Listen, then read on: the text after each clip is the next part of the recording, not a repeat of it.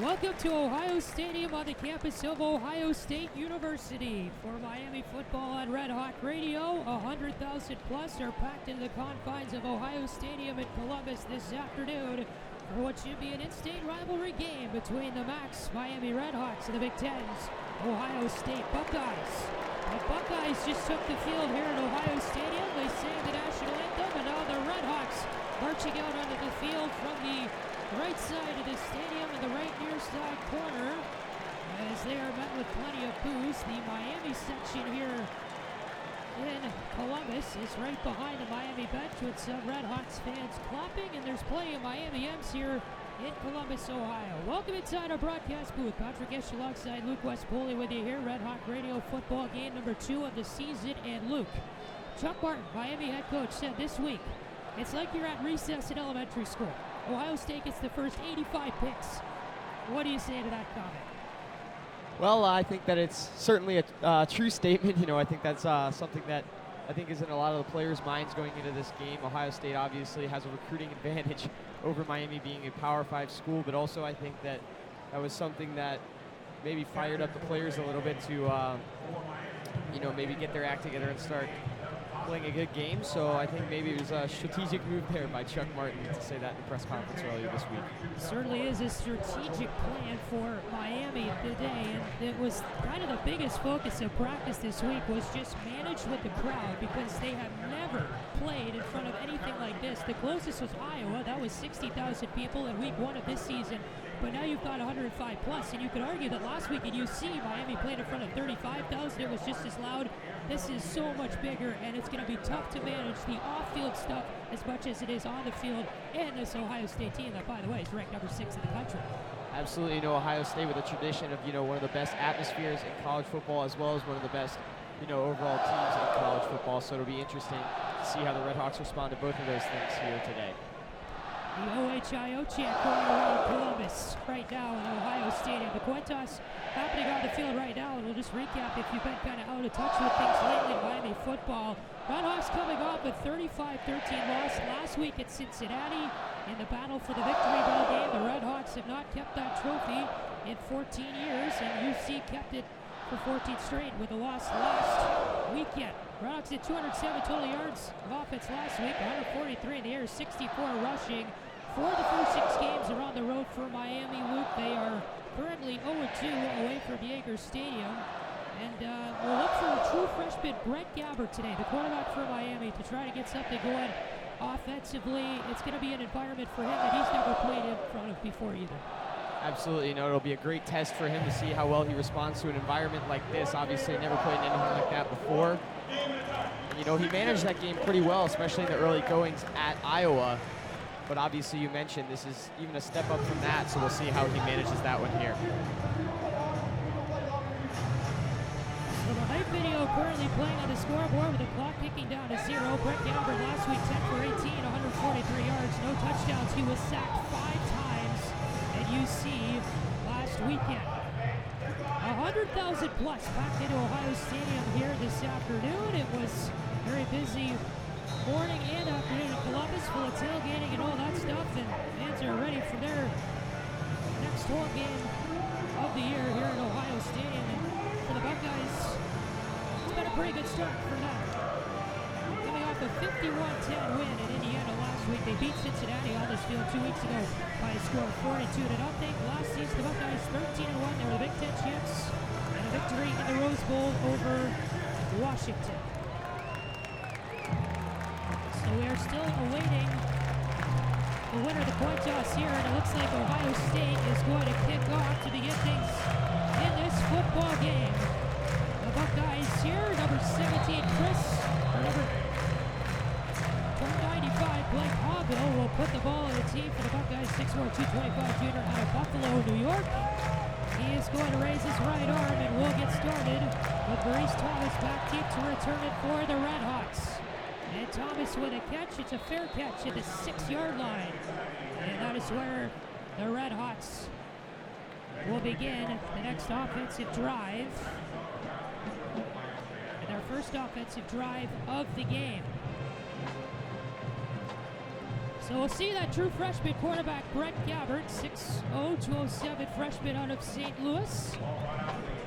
37 and 62 on the year in passing. Again, last week 10 for 18, thrown for 481 yards this season. Gabbert with a man who's right in the backfield and a man behind him. Miami is going to rush 6 with a receiver on either side.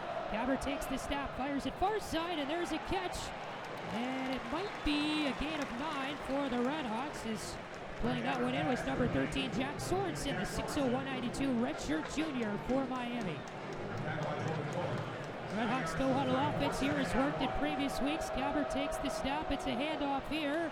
And running up the middle for the first down up to the 45-yard line is going to be the running back for Miami, Davion Johnson. 5'10", 217 sophomore to Pontiac, Michigan.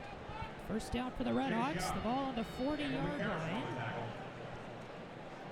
Have a first and 10, just 30 seconds into this first quarter. Miami football, first and 10. RedHawks this time take a huddle on the offensive play. Crowd pretty loud here at Ohio State. Gabbert with a man to his right, 2 receivers left, 2 to the right. Gabbert looking back, he's going to throw over the middle. It's a pass and it's incomplete. Target that time was Dominic Robinson on the far side of the field. He was wide open at the Ohio State 40. The throw was behind him, and he had to make a track back toward the end zone to try to make the catch, but it was incomplete. Second and 10 at the 40. RedHawks had a good chance that time with second and 10 coming up. Gabbert with a man to his right, 2 receivers left, 1 to the right. Gabbert hands it off. Here's a man moving to his left on the handoff. It was Tyree Shelton who got the ball and was able to be tackled down after a loss of 2. And so now for Miami, it's going to be a third down and 11 from the RedHawk 39-yard line.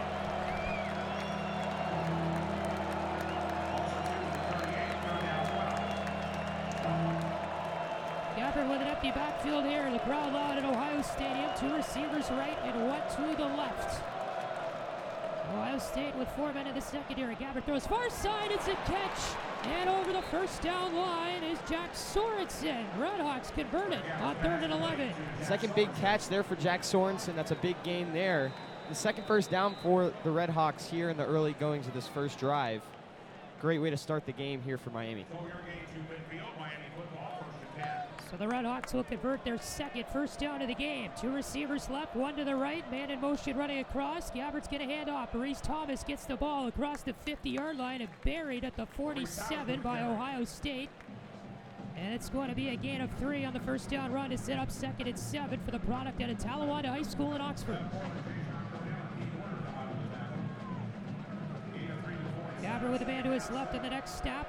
Receiver on the right, 2 receivers left. Gabbert with a pass. A little slant route on the near side. It's going to be incomplete. Trying to go there for Jack Sorensen for Miami. And now it's going to be a third down for the RedHawks. 3rd and 7 this time with 12:47 to go in the first.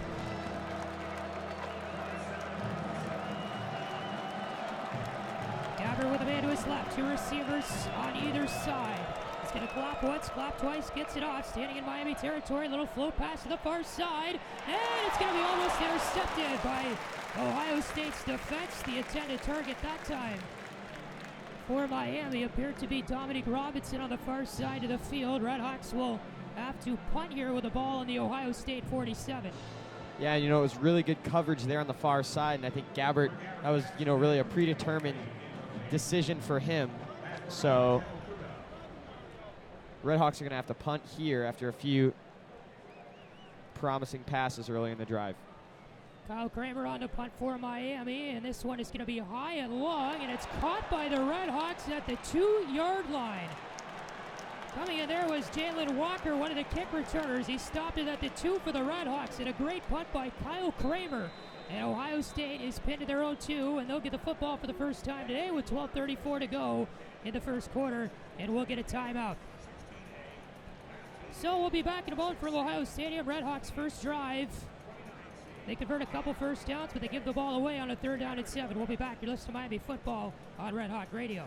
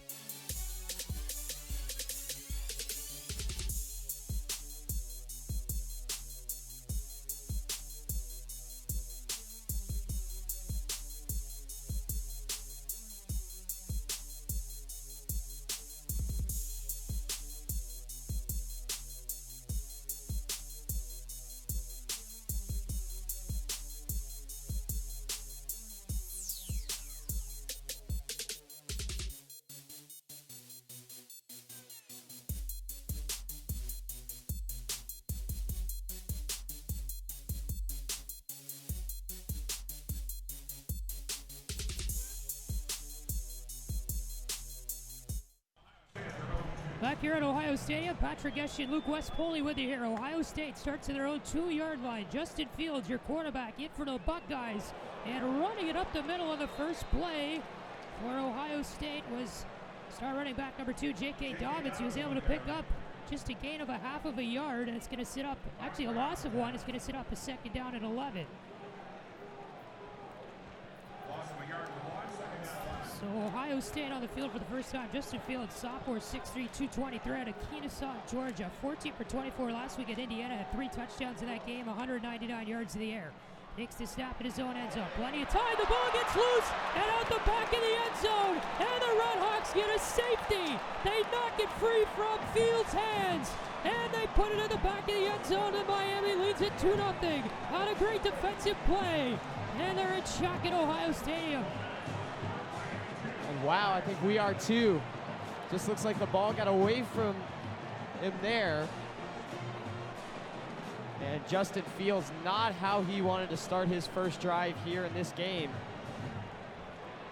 And you know, complacency was a big thing for the Buckeyes this week in practice when you're playing against a weaker opponent like Miami, you know, not a Power 5 team. And that ball just slips right out of his hand at the back of the end zone. The RedHawks now have a 2-0 lead, and they're going to get the ball back here on the free kick. Yeah, it was number 3, Mike Brown, the defensive back, 6'1", 210 junior out of Grand Rapids, Michigan, who knocked the ball free from Fields' hands. He kind of came in from behind to the left side, and Fields had no idea he was coming in, and so the RedHawks will be up 2-0 in this game at Ohio State, and they get the first points on defense. And it sends this crowd into a bit of a frenzy here at Columbus, as the kickoff will come from the Buckeyes, number 95, Blake Hobbill. It's caught by Maurice Thomas at the 20-yard line. He's going to run across the field, dodge 3 tackles, move to the near side. He's tackled at the Miami 32. And so the RedHawks get it back after the safety, and there will begin the drive on the Buckeye 32-yard line, moving right to left across your radio here in quarter number 1. And that, if we go back to that safety, that was all set up by fantastic kick coverage by the RedHawks. So just attention to detail there, and they come out with points. You know, when you're playing in a big game like this, every single detail matters. They show that here, and now they have a lead and the ball. Brett Gabbert will clap once, move the man to his right, 2 receivers right, 1 to the left, and he hands it off, and it's going to be a run by Tyree Shelton up the left hash. He gets over the 35 to the 38-yard line on a pickup of 7 for the RedHawks, and it's going to be second down and 4. Actually, say he picked up 6 on the play. Ball will be spotted at the OSU 30, or the Miami 37 rather. No huddle offense for the RedHawks continues. Gabbert with a man to his right. He's got a receiver on each side. Ball on the left hash at the 37-yard line. Gabbert claps 3 times, gets the snap. Play action to Shelton, and he dodges a sack. Thrown to the near side of the field over the head of Dominic Robinson, who's all the way down to the OSU 35. Gabbert dodged a sack from up high from Ohio State's number 24, Sean Wade. And so the RedHawks here will have a third down and 4 from the Buckeye, or from the RedHawk 37.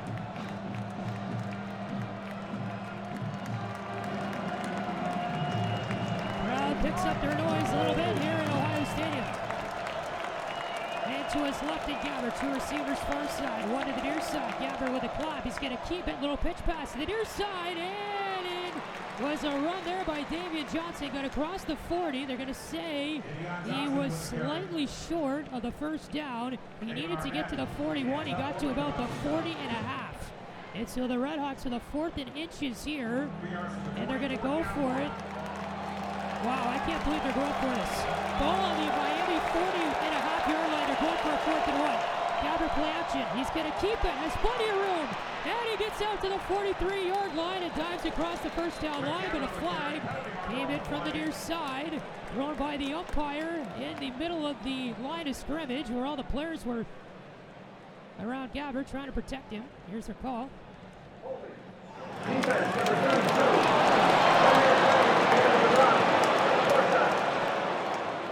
Holding on Ohio State, Luke. And the RedHawks will get a first down anyway. You know, that was a really, really, really good job there by Brett Gabbert. He looked super calm there. They went hurry up on that 4th down. And he just looked very, very comfortable.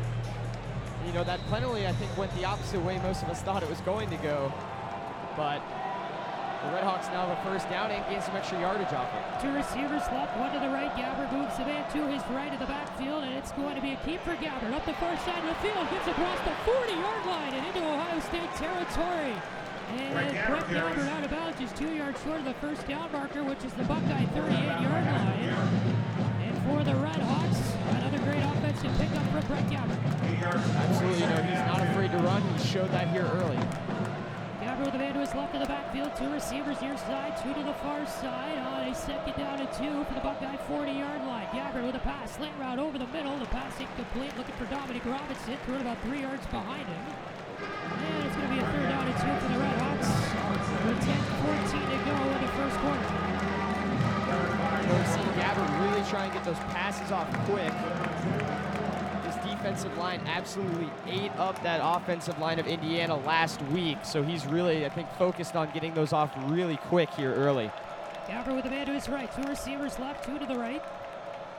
He's going to pitch play over to Maurice Thomas over the first down line. He's still up at the 30 and pushes his way across to the 24. And Maurice Thomas picks up another first down to the RedHawks, just 4 yards away from the red zone with 10:06 to go in the first. The ball on the Ohio State 24-yard line. No, that's a great read there. Gabbard thought about running it, decided to pitch it back to Thomas, who had all kinds of running room with the kind of speed he has. He's able to just pick up big chunks of yardage. And he held it long enough to fake for the keep. Thomas, the man of motion, running across the field. Gabbard will keep this one. Throws it over the middle, and it's a catch on a slant route by Sorensen. Gets down to the 11-yard line, and the RedHawks are in the red zone with a first down. Bit of a break there for the RedHawks. Sorensen was actually falling as he caught that one. And that was a bullet pass. Had Sorensen not caught that, it might have been intercepted by the defensive back who was covering him. Not sure who that was for Ohio State. Snap, hands it off, and running up the middle this time for the RedHawks is Tyree Shelton. Gets down to the 9-yard line. So a pickup of 2 on the play. RedHawks going to make some substitutions here, take their time on offense. It's going to be a second down and 8, so the RedHawks need to get to about the 1-yard line for a first down here. So they're at the 8-yard line, or the 9-yard line rather, but no second and goal. Instead, it's second down and 8.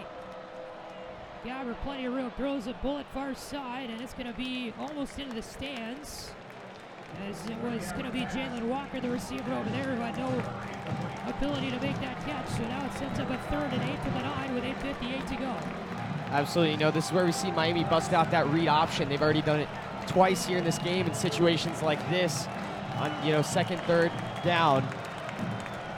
And so we'll see if we see it here in the shotgun. Gabbard with a man to his right, two receivers right, and 2 in a bunch formation to the left. Moving over Luke Mayock, the man of motion across from left to right for Miami on the line of scrimmage. Gabbard float past the near back corner of the end zone and is tipped away by Ohio State, but a flag comes in late.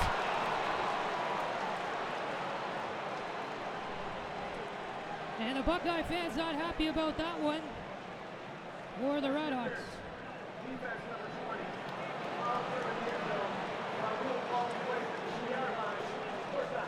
Pete Warner for Ohio State with the pass interference on Andrew Harder and just gave the RedHawks a first down for the 2-yard line. I mentioned complacency earlier. This is something that Ohio State can't afford to do. You had Miami there in a fourth down situation. Gabbard will take the snap, hands it off. It was rather Davian Johnson to the near side. He got tackled down at about the 4. They'll officially mark him at the 3-yard line, and it's going to be a second down and 3 with 8:40 to go in the first. So second and 3, second and goal for the RedHawks. After that pass interference play, 8:30 to go in the first quarter. RedHawks on top 2-0. They got a safety here early on from Ohio Stadium. RedHawks move some men to the right side of the formation. Those are receivers, 2 on the right, 1 on the left. Gabbard takes the snap, floats it to the near side of the end zone again. And the intended target was Warner this time, but he was pushed out by his defender and no chance of the play. And now it's going to be third and goal from the 3. 8:15 to go, first quarter. RedHawks will huddle up here and take their time of 2-0, trying to push it into the end zone and make it a 2-score game against Ohio State. And the crowd getting loud here on its third and goal. Gabber with the man in the backfield, I formation, no receivers out. Play action, rolls far side. Mays in trouble. Still on his feet at the 5 and able to get back to the 3-yard line, but no gain on the play. As Gabber rolled to the far side looking for a completed pass. Damian Johnson was the only linebacker left to protect him. Gabber somehow able to scramble back to the 3-yard line, and now it's 4th and 3 with 7:55 to go.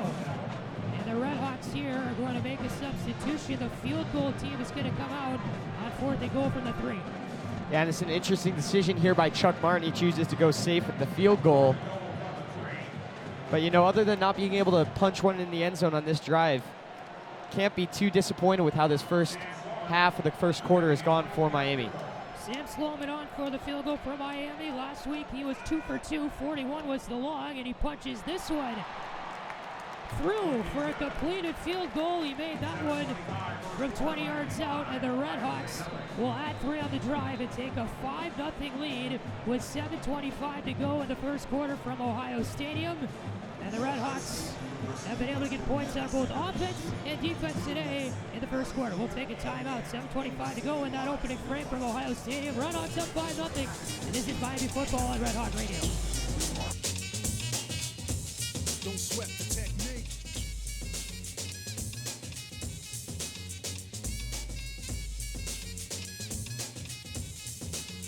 Let's trace the hits and check the file. Let's see who bit the dissect the style. I flip the script so they can't get filed. At least not now, it'll take a while. I change the pace to complete the beat.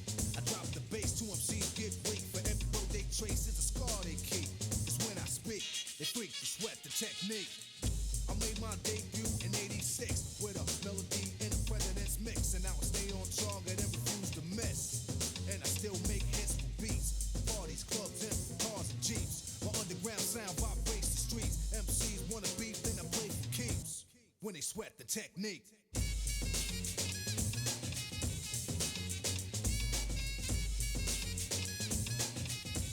Don't sweat the technique.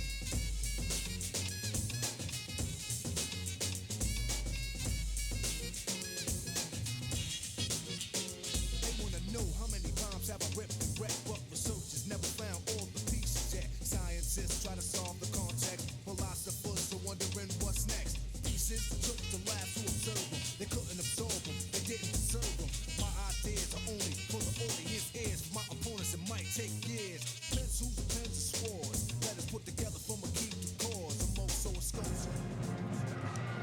Patrick Geshan and Luke West Poley back with you here from Columbus, Ohio at Ohio Stadium on the campus of Ohio State University. 7:25 to go in the first quarter. The Buckeyes trail this one 5-0 rather. Miami with a safety on Ohio State's first drive. Their second down play in the end zone. Justin Fields had the ball knocked away from him and out of his hands, and it went out the back of the end zone, and the RedHawks picking up a field goal on a long drive there that ate up plenty of time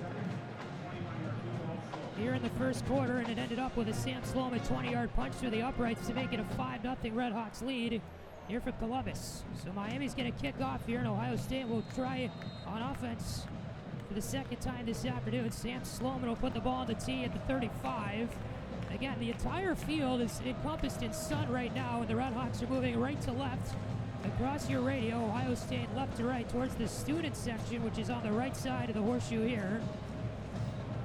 It would be on the open end of the horseshoe, if you will. Sloman kicks the leg up, and it's a high and long kick that's going to go deep into the end zone, and it's left alone by the Ohio State returner, Chris Olave. So the RedHawks here will have to play some defense. Ohio State will begin the drive with a 25, Luke, and Miami up 5-0. Pretty impressive start so far, although it's only the first quarter. Absolutely, it's been a really good start for both the Miami offense and defense. And, this is a big, big drive here for J.K. Dobbins. Obviously, coming off of that fumble that went out the back of the end zone for a safety. This is where we see, does he look rattled, or does he, step up again and try and make some big plays and regain the lead here? Justin Fields back on the field. He has a man to his left, 2 receivers left, one to the right who runs behind the formation, and it's a handoff to J.K. Dobbins. able to pick up a gain of about 3 yards along the near sideline. And he gets out to the 28-yard line. Sterling Weatherford, the tackle for the RedHawks, gain of 2 for Dobbins, 2nd and 8 with 7:10 to go in the first. Justin Fields, well, man to his right, 3 receivers on the left side. The man to his right is Dobbins, and he gets a pass here along the near sideline, marches up and gets out of bounds at the 36-yard line. And that is enough for the first down, and OSU converts on the 2nd down play, and they are running a no-huddle offense as well. So the referees will quickly get the ball back into the line of scrimmage, as it is going to be Fields with Dobbins to his right. Takes the snap, Dobbins up the middle here, trying to push his way up, gets to the 40-yard line for a pickup of 4. J.K. Dobbins on the carry. And it's going to be a 2nd down here, and about 5 or 6, looks like 6 for Ohio State with the ball on their own 40-yard line. This is, really good play calling by Ryan Day earlier in this drive. Just mix in some, gut runs and some short passes to regain that confidence for Dobbins, and also just pick up small chunks of yardage. Fields here will clap once, get this snap. Play action to Dobbins, throws it far side. There's a catch, and enough for the first down after getting tackled down was Chris Olave, number 17 for Ohio State, 6'1", 185 sophomore out of San Marcos, California. 70 yards on 3 receptions last week in Indiana. They'll move the ball to the left hash here. OSU picks up another first down. 6:17 to go in the first. Fields throws near side. There's another catch. Benjamin Victor this time able to get past the tackler for a few extra yards. They're into Red Hawk territory. And 2 flags coming after the play. I believe a Red Hawk player said something down there to Victor, who had just made the catch.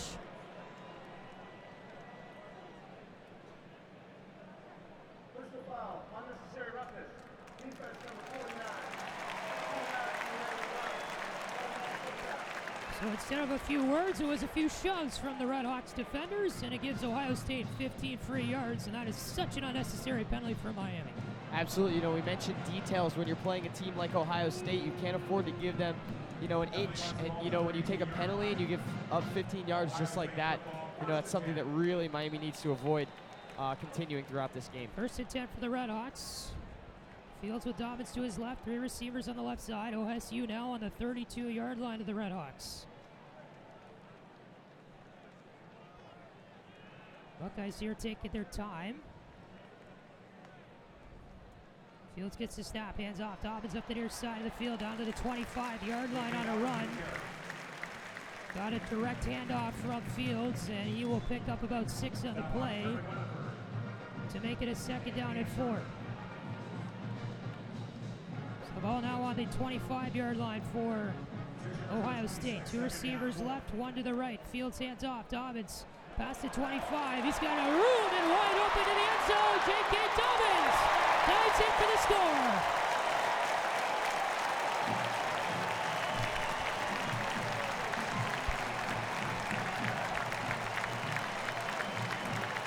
Well, just like that, Ohio State takes a 6-5 lead with 5:16 to go in the first quarter. J.K. Dobbins had a wide open lane up the near sideline. J.K. Dobbins did a great job on that drive, just going, a couple extra yards per play, just keeping the legs moving. He's able to break one out there, and now Ohio State regains the lead. Blake Hallbill now on for the PAT, transferred from Canisius 2 years ago. He's a junior out of Buffalo, New York, and was perfect last week in extra points. As Ohio State slowly will line up here. Trying to make this one a 2-point game again. 6-5 your score, not your traditional football score here from Columbus. And the kick is up from Hallbill and good for the PAT. So the Buckeyes on top 7-5. They get a touchdown on the drive from Heisman hopeful J.K. Dobbins. 5:16 to go here in the first quarter. And we'll take a timeout.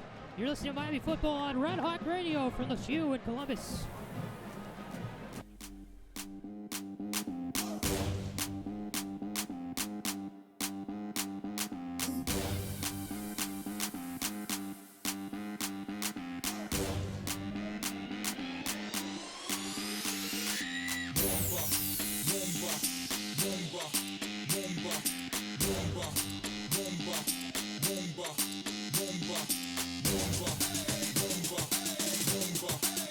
Rumba.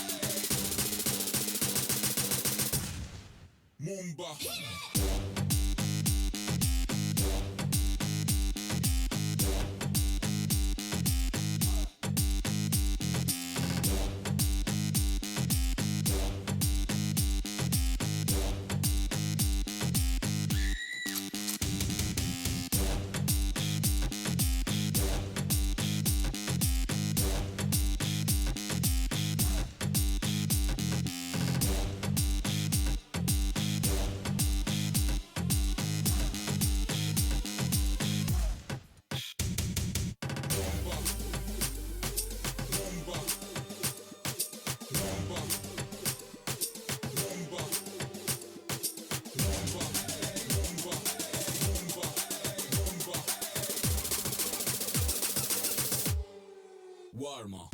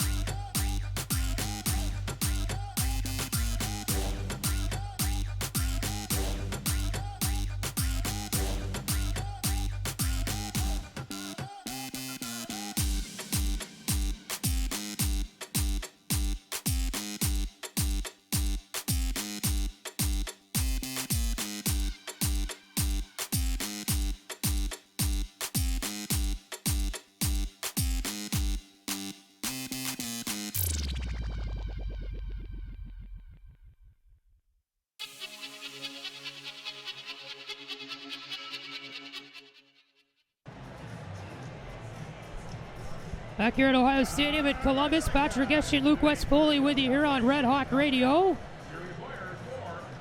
As the Miami RedHawks trail Ohio State 7-5 with 5:16 to go in the first quarter. And the Buckeyes here will kick off. Blake Hobbill will put it into the hands of Maurice Thomas, who calls a fair catch down at the Miami 4-yard line. And so the RedHawks down by 2 will try to get something going here on offense with 5:16 to go in the first quarter from Columbus. Every seat filled up in this stadium. And Miami, how do you think Luke has handled the element so far as the crowd goes? How have they handled the crowd so far? I think Miami's handled the crowd pretty well so far. I think that Gabbert's looked pretty calm in there. We haven't seen any, errors in terms of snap count. We haven't seen a false start penalty or fumble or anything like that yet. So we'll just see how this, wears on throughout the game. Maurice Thomas gets a handoff, runs up the far side of the field, escapes the tackle, and on the far sideline, Maurice Thomas gets from the 25-yard line all the way up to the 50-yard line. And the RedHawks, with 5:07 to go in the first, will get a 25-yard gain with Maurice Thomas, the ball carrier. He's got speed. We mentioned that earlier. He's a track star. Your alma mater, Patrick, Tallulah High School in Oxford. And he's just got a lot of speed. And, whenever he gets spaced like that up the sideline, he can bust out those 20-yard runs, no problem.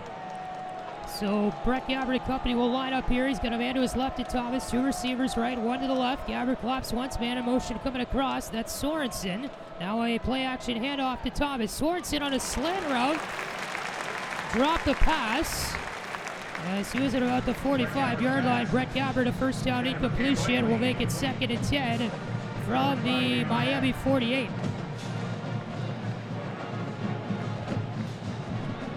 RedHawks quick to get back to it again. 2 receivers left, 1 to the right, man to the right of Gabbert.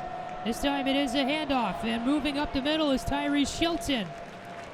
Up the right hash, gets into Buckeye territory, and it's going to be a gain of about 4. And it's going to set up a 3rd down and 6 with 4:26 to go in the first. RedHawks trying to push through another 3rd down again. 2 receivers left, 1 to the right. Gabbert back to the 45, throws it to the near side, way over the head of Luke Mayock, the intended target, who is at the OSU 35-yard line. And the RedHawks will go 3 and out here on this drive. The punt team coming on from the far sideline. Yeah, that ball was way over the head of Mayock. And just a miscommunication there maybe about the route, a little bit behind him. Also, the RedHawks are going to have to punt here. Great kick coverage last time, so we'll see how this one goes. And Kyle Kramer, a pretty good punt. They pinned Ohio State down to the 2-yard line on the RedHawks' first drive, and this one is pretty good as well, although it will be in the end zone.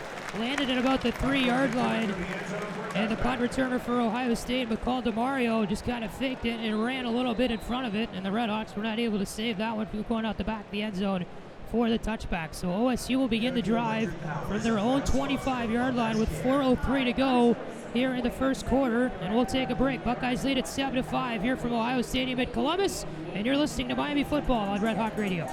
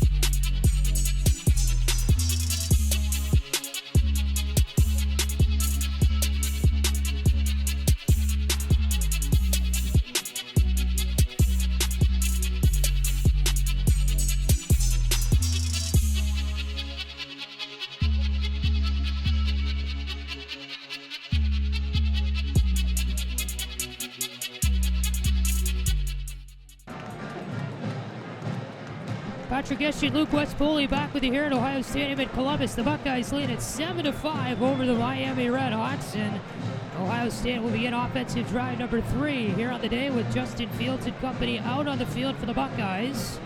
And they're lined up at the 20-yard line. Fields with a man behind him, 2 receivers right and 1 to the left. Claps once, gets the stop. Empty backfield, will throw to the near side for a catch. Benjamin Victor, the reception that time.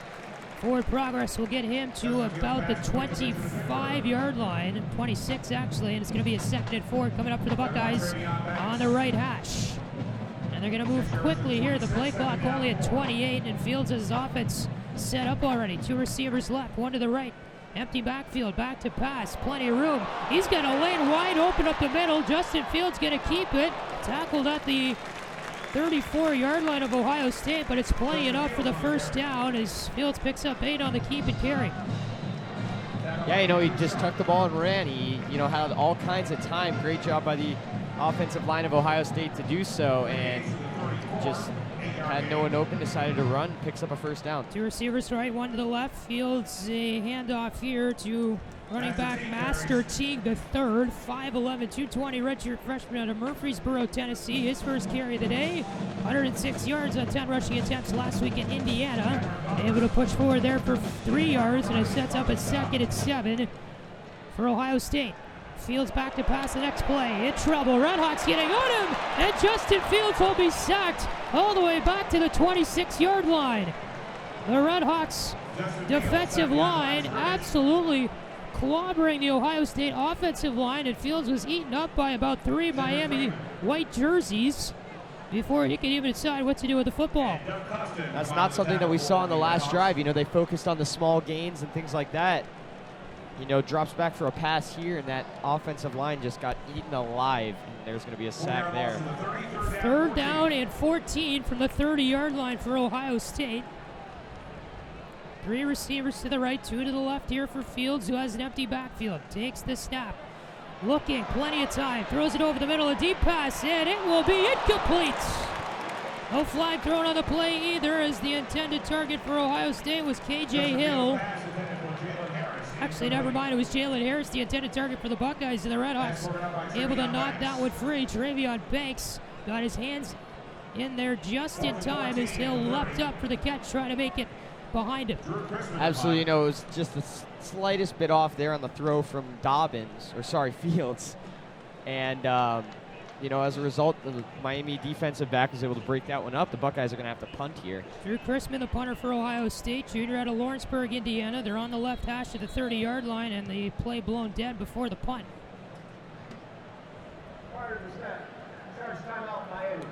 Redhawks 30-second timeout. called a timeout before the play happened. And so with 2:10 to go in the first quarter, the 4th and 14 will have to be redone, with Chuck Martin and company calling a timeout on what was there, Luke, a huge defensive stop for Miami. And we've not only seen great plays on the offensive side of the ball, we've seen great plays on the defensive side of the ball. Yes, it's the first quarter, but they're hanging with Ohio State right now. Absolutely, I think their defense has done a great job. Their offense obviously hasn't been able to punch one in the end zone and really finish a drive the way they've wanted to yet. But with the defense making stops like this, it's just, more momentum to carry into that offense and maybe, punching into the end zone, on this next drive here. So we'll see about that. Game last week against Cincinnati, the Redhawks were leading 10-0 after the first quarter, and then the wheels fell off after that. So that could possibly be a preview of what we see this week. As coming into this one, the Buckeyes were 40-point favorites in the Vegas sportsbooks. Chrisman gets his punt off here on 4th and 14. Thomas back to return for Miami. Fair catch called at the 15-yard line. And Reese Thomas is yet to return either a kick or a punt today. Calling fair catches on all of them. And the Redhawks will begin their drive here at the 11-yard line of their own, with Gabbard and company quickly back out onto the field. And what do you look for in this drive for Miami? I think a touchdown. I think they obviously want to get this one into the end zone and regain the lead. As you mentioned, they stayed with, UC for, part of that game. They even stayed with Iowa on, their other competitive game this year in the first half. So I think that they just want to continue to do that. And then, end up trying to finish off games. But first they Gabbard in gotta get trouble there. trying to run up the right hash and instead had to take a detour straight toward the far sideline. He had to keep it. And a loss of 1 on the play. It'll be second down and 11 for Miami from the RedHawk 15-yard line. Gabbard had plenty of receivers downfield, but they were all covered, and he was running out of time with the line collapsing. So Gabbard this time with the man to his left. He's got a receiver on either side. Claps once and gets the football in his hands. Back to throw. Bullet to the far side. It's a catch. Luke Mayock trying to hustle his way up to the first down line. He may have got forward progress, though. We'll see where they mark it. Looks like it's going to be on the 25-yard line, about a yard short of the first down, and the RedHawks are going to have a 3rd and 1 here with 1:10 to go in the first quarter, and Miami 3 for 4 on the third down conversions today. 3 for 5, actually. Handoff here, Damian Johnson got to the 25, still on his feet, pushing through. I do not believe he got it. He gained about a half yard on the play, and we'll see where the official spot is here. And it looks like he's going to be short about a half yard. Had to get to the 26, instead got to the 25 and a half. They call it no gain officially, and Ohio State comes up with a stop on 3rd down and 1. So Kyle Kramer and company will be on a punt here for the RedHawks.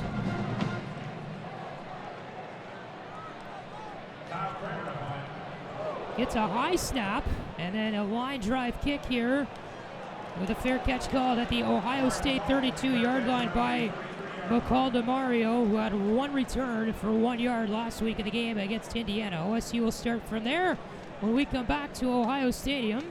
Actually, they're going to keep it right here, no commercial break. With 13 seconds to go here in the first quarter.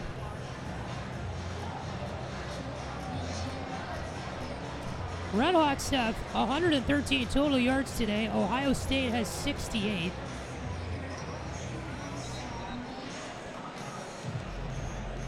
And the Buckeyes here will try to get a good start to this drive before the quarter break.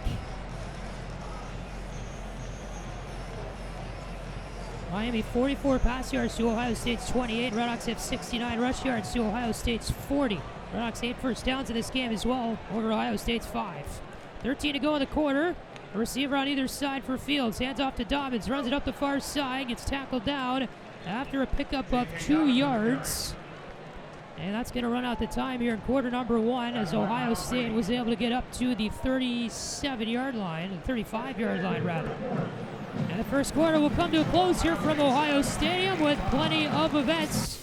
It was a pretty fast-moving first quarter as well. The Buckeyes with a touchdown from J.K. Dobbins lead this game 7-5 at the Horseshoe in Columbus, and we'll be back to Ohio Stadium in Columbus in a moment. You're listening to Miami football on Red Hawk Radio. Turn it up to the speaker, stop picking.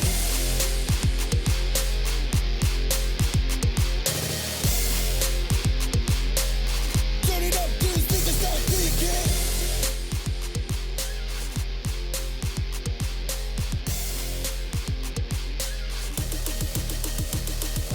Here we go now, here we go now. Now what you gonna do now? Here we go now, here we go now. Now what you gonna do now? Here we go now, here we go now.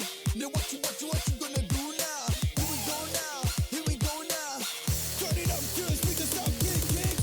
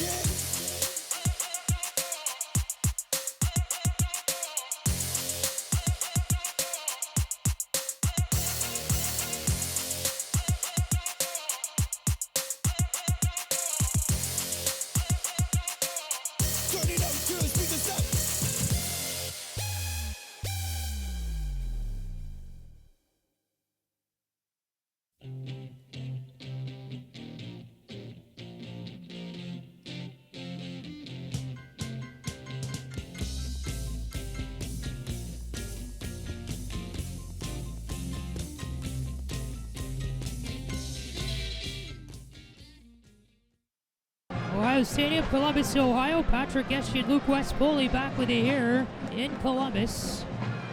Miami RedHawks trailing the Ohio State Buckeyes by a score of 7-5. Here on this Saturday afternoon in the capital of Ohio. Second down and 8. The second quarter about to get underway as Justin Fields and company will now march right to left across your radio. The ball on the Ohio State 35. Two receivers on the far side. It's going to be a handoff to J.K. Dobbins. Almost got a lane wide open to the end zone on the near side, but the RedHawks able to tackle him. Not enough to stop a first down, though, and Sterling Weatherford made the tackle for the RedHawks to get up to the 47. It's 1st and 10 for the Buckeyes. We move a no-huddle offense here. Three receivers near side for Fields. Play action fake. Fires one to the near sideline, and it's a pitch. And a touchdown. Is getting in was K.J. Hill.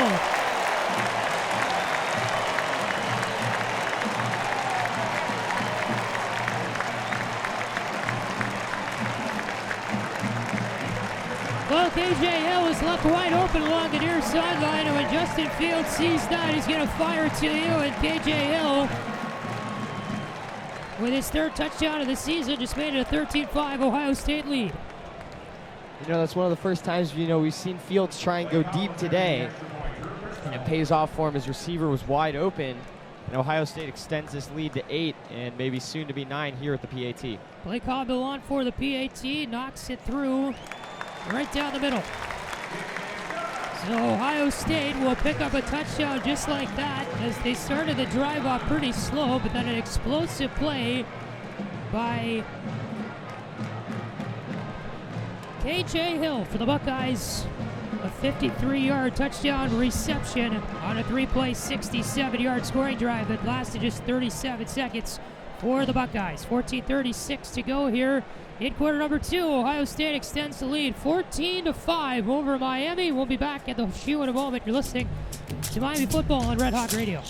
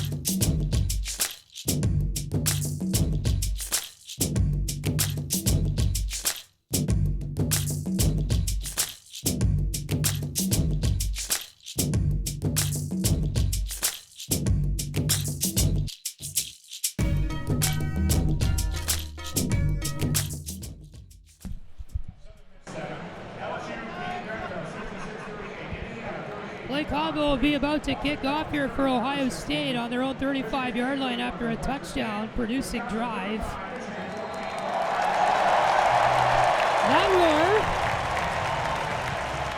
That roar from the crowd as Hobbill kicks off. They just announced that Wisconsin beat Michigan 35-14, and of course in Columbus, that's great news whenever there's an L next to Michigan's name.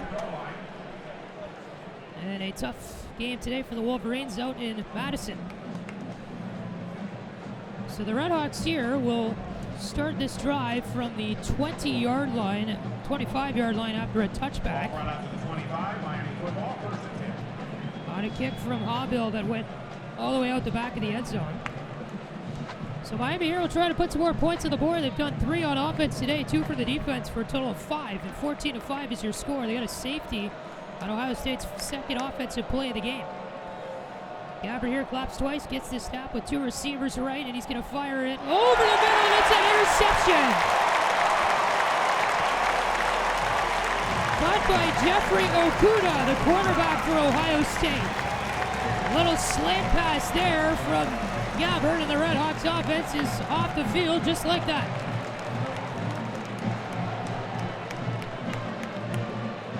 Ohio State will take over here on the RedHawk 41-yard line too, as 2 receivers were on the right for Gabbard. He just fired a little slant play over the middle that was way too far ahead of anybody, and a nice diving interception made by Jeffrey Okuda, the 6'1", 200 quarterback, the junior out of Grand Prairie, Texas. On defense, he's almost made a few interceptions today and finally got one, and that is this game's first turnover. Fields and company back out there, 2 receivers right and 1 to the left, and Fields will take the snap and fire a little play to the near side, and it's a catch here for the Buckeyes, and getting out at about the 33-yard line was wide receiver Garrett Wilson. Going to be a pickup of about 8 on the play, and it's going to set up a second down and 2. Fields with the man to his right. He's got 3 receivers on the far side, 1 on the near side. Takes the snap, waits with plenty of time. Over the middle, and it's a catch. A completed pass there to KJ Hill, who just had the touchdown in the last Ohio State drive. They're into the red zone now. On a great play by KJ Hill. Ball's going to be spotted at the 7-yard line for a pickup of 25 on the play, and Ohio State first and goal from the 7. Fields will keep it. A wide open lane to the end zone, and it's a touchdown.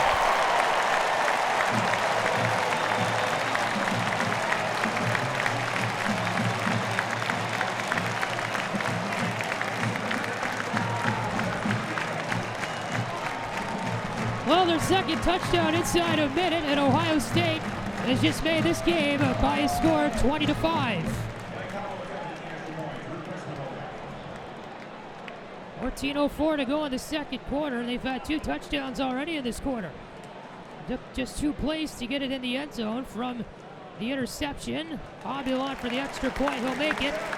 And OSU now with 21 points on the board. They lead this one by a score of 21-5. And the wheels are falling off, Luke, just like that. Yeah, it's a couple bad drives there for, first Miami's defense, then their offense, and then their defense again. And, now Ohio State's got, a 2-score lead, but really a 3-score lead, being 16 points. And this is a almost must-score drive here for Miami. You can't let this game run away from you. And, I think that's what they've done in the earlier portions of the season, what we've seen against, the Iowa and the Cincinnati game. But I just don't think that they can, win this game if they don't score or generate something positive offensively, on this next drive. So we'll see about what happens on that one. Yeah, I beg your pardon. That scoring drive actually 3 plays for Ohio State, so it took up 3 to get it in the end zone after the interception. 41 yards. They covered in 3 plays for 29 seconds. Pretty good scoring drive there by Justin Fields and company for the Buckeyes. And 14:04 to go here in the second quarter. We'll step aside for a quick break. Buckeyes now lead at 21-5 from Ohio Stadium in Columbus. You're listening to Miami football on Red Hawk Radio.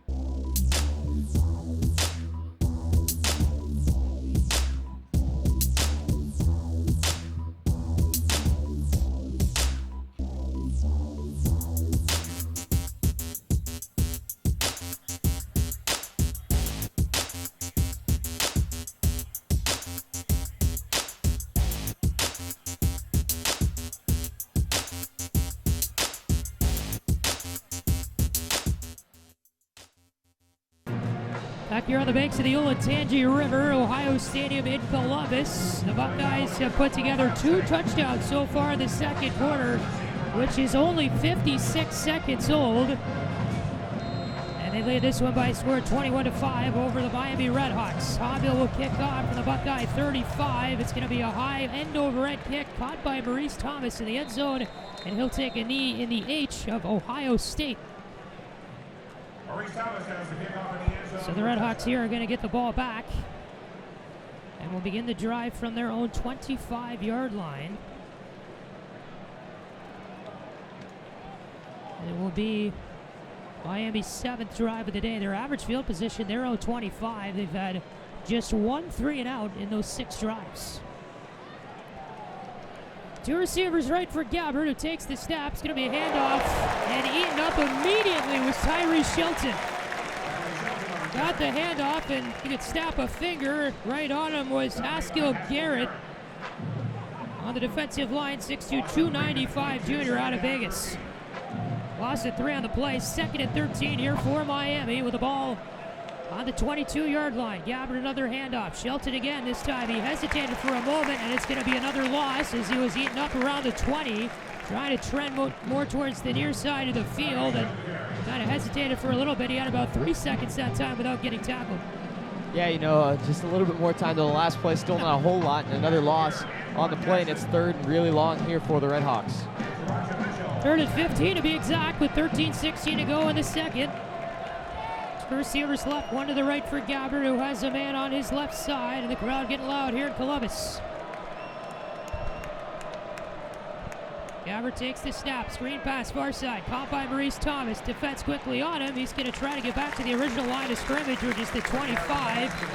Instead, his helmet fell off from the tackle at the 23-yard line, and the RedHawks with their 2nd 3-and-out of the day on drive number 7. We'll get the football back to Ohio State here with a 4th down and 12 coming up.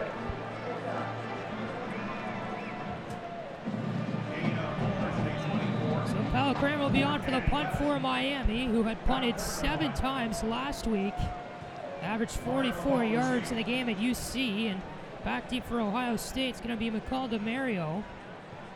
Kramer with a high punt, end over end, sends DeMario back to the 22-yard line of Ohio State, starts the return after the catch, and he's able to get to the 30, about an 8-yard return from McCall DeMario. And he is going to let the Buckeyes begin the drive at the 30-yard line here with 12:34 to go in the second. RedHawks defense quickly on the field. Ohio State's offense huddled up right now. They'll break it here momentarily. As Ryan Day's got to be happy with his team's performance.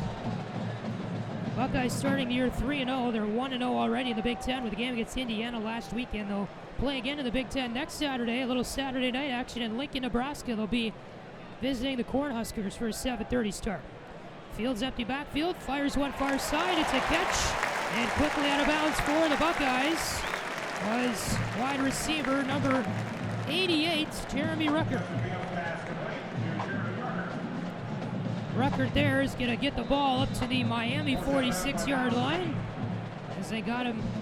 RedHawks got him out of play fairly quickly after the catch. First time he was targeted today. Receiver on either side here for the Buckeyes. Field sent a man in motion on the right who joins in the backfield. And it's going to be a handoff here. And coming up the near side of the field and dodging a tackle for Ohio State is number 30, DeMario McCall. He got down to about the 36-yard line, and it's going to give the Buckeyes another first down here on a pickup of about 10. Actually, going to say it was a yard short. Got down to the Miami 36 here. Oh, they're going to get the first down. The change just took a while to move. 2 receivers right and 1 to the left here for Fields, who's got a man to his left. That's J.K. Dobbins. Fields will now look to pass. Back deep, fires far side, end zone, and it's going to be incomplete. The throw was behind the intended target, Benjamin Victor. RedHawks were able to get a hand on it. It was number 24, Jatan Rucker for Miami, who shut down the play. It was just a last-second attempt there by Walker to kind of, get that hand up and tip that ball away. Looked as if that would have gone right into the hands there of Ohio State receiver Benjamin Victor. Would have been a touchdown there for the Buckeyes. 2nd and 10 from the Miami 36. Fields a play action handoff to Dobbins. Instead, he throws it to Dobbins, and the pass will be incomplete as he got a catch, and then a Red Hawk player lit him up at about the 37-yard line, but a flag came in.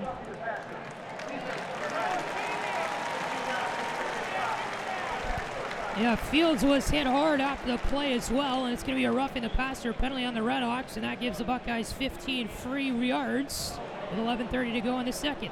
Kind of a nasty hit on Fields, delivered by Miami's number 14, Cedric Raymond.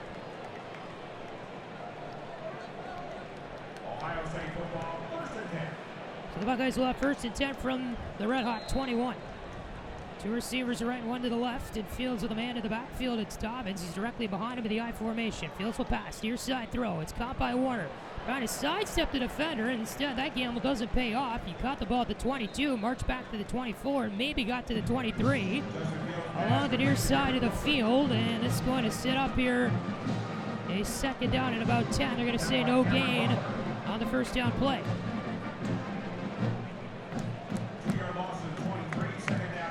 The ball on the 23 for a 2-yard loss. Fields with a snap here, standing at the 30, plenty of time. RedHawks trying to get on it. Fields just sidestepping all the defenders and marches up the middle for an impressive gain.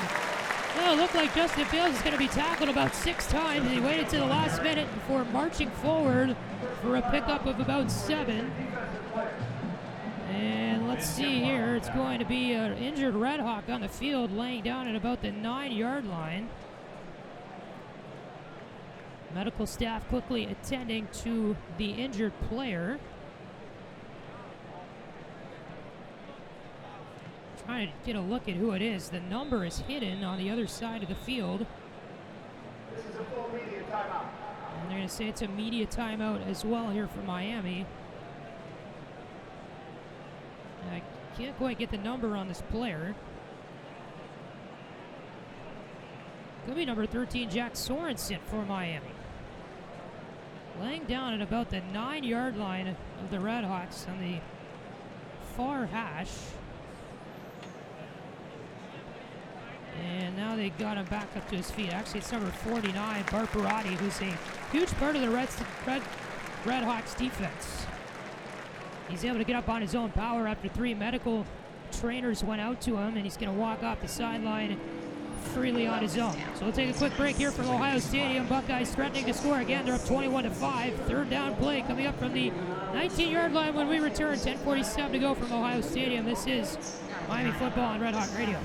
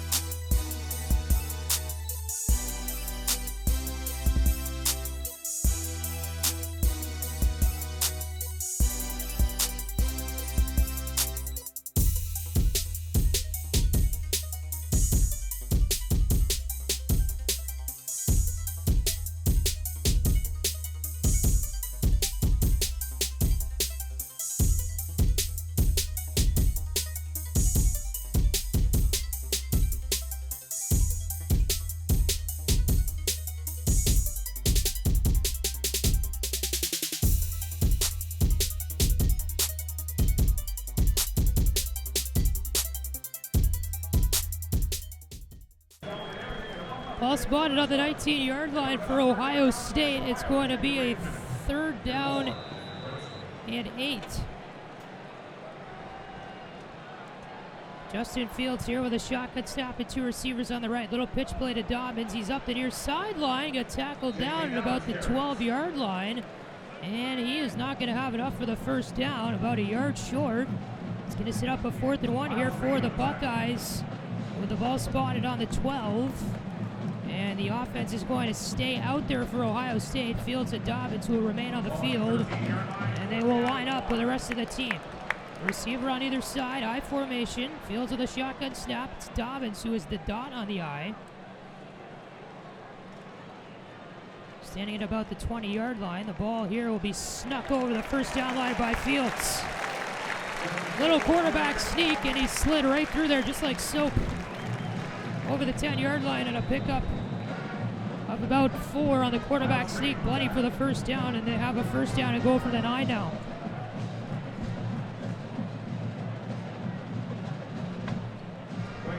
So Ohio State will take their time with 9:43 to go in this second quarter.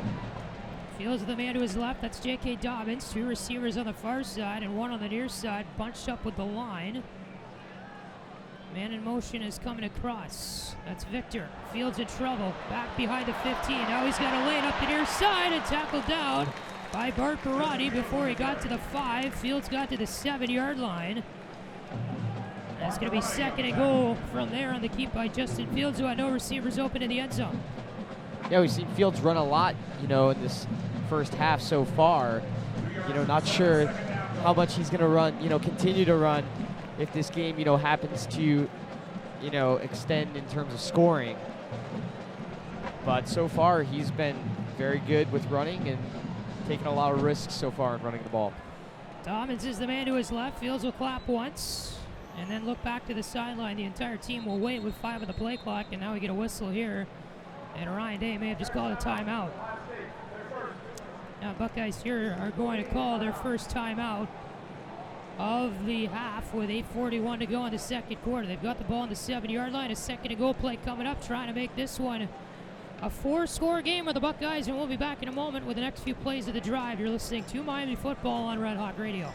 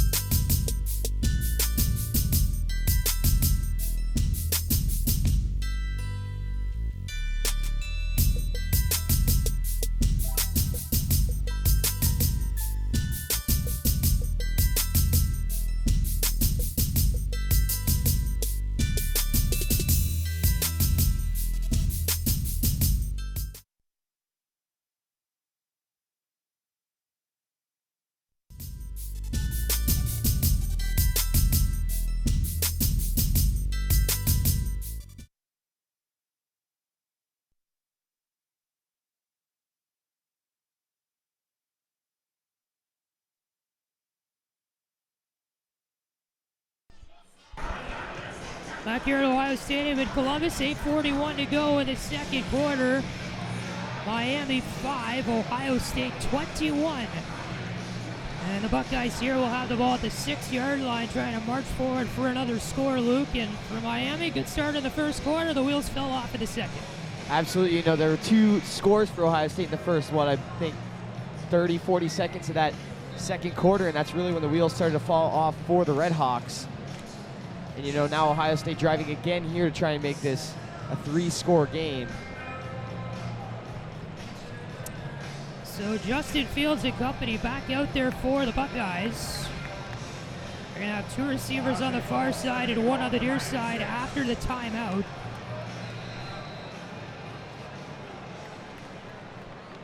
Dobbins is to Fields' left. Buckeyes will rush 6 here. And then look back to the sideline of the play clock down to 13. Fields went up to the line, barked some instructions. Now ready for the snap. Claps once, gets the ball. Handoff to Dobbins. Actually, it's a key play action keep. And Fields marches up the right hash for a touchdown.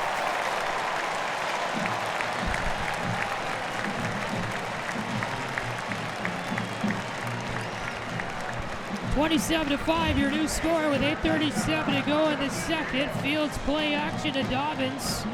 And he marched it up to the far sideline and got in the end zone for a 6-yard touchdown run, 27-5. Abilon for the PAT. He's been perfect today. 3 for 3. And make it 4 for 4. So 28-5, your new score. The timeout was worth it for Ohio State. As the Buckeyes lead this one here by 23 with 8:37 to go in the second quarter. The Miami offense will get back out there again. So look, we went into this game, but we knew the expectations were not that high for Miami. Ohio State was likely going to win this game by a blowout, but so far, 28-5. Miami got a good start in this game. What's going to be the definition for success for Miami from now till the end of the game? I think you just have to continue to play with Ohio State. I think that there was, a chunk obviously where this game got away from them, but, now is, I think, a really good time for the RedHawks. You can either say, this game is over here, and, now being a 3-score game, Ohio State will probably win this game. You could say, the game is over here, we can just keep doing what we're doing and give up points. Or, we can drive and we can try and stay with Ohio State and, make this a fun last, 2.5 quarters to watch. For sure. Blake Hobble kicked it off to Maurice Thomas. He caught it along the near side of the field at the 1-yard line. It was a fair catch. And they will start the drive there. RedHawks will.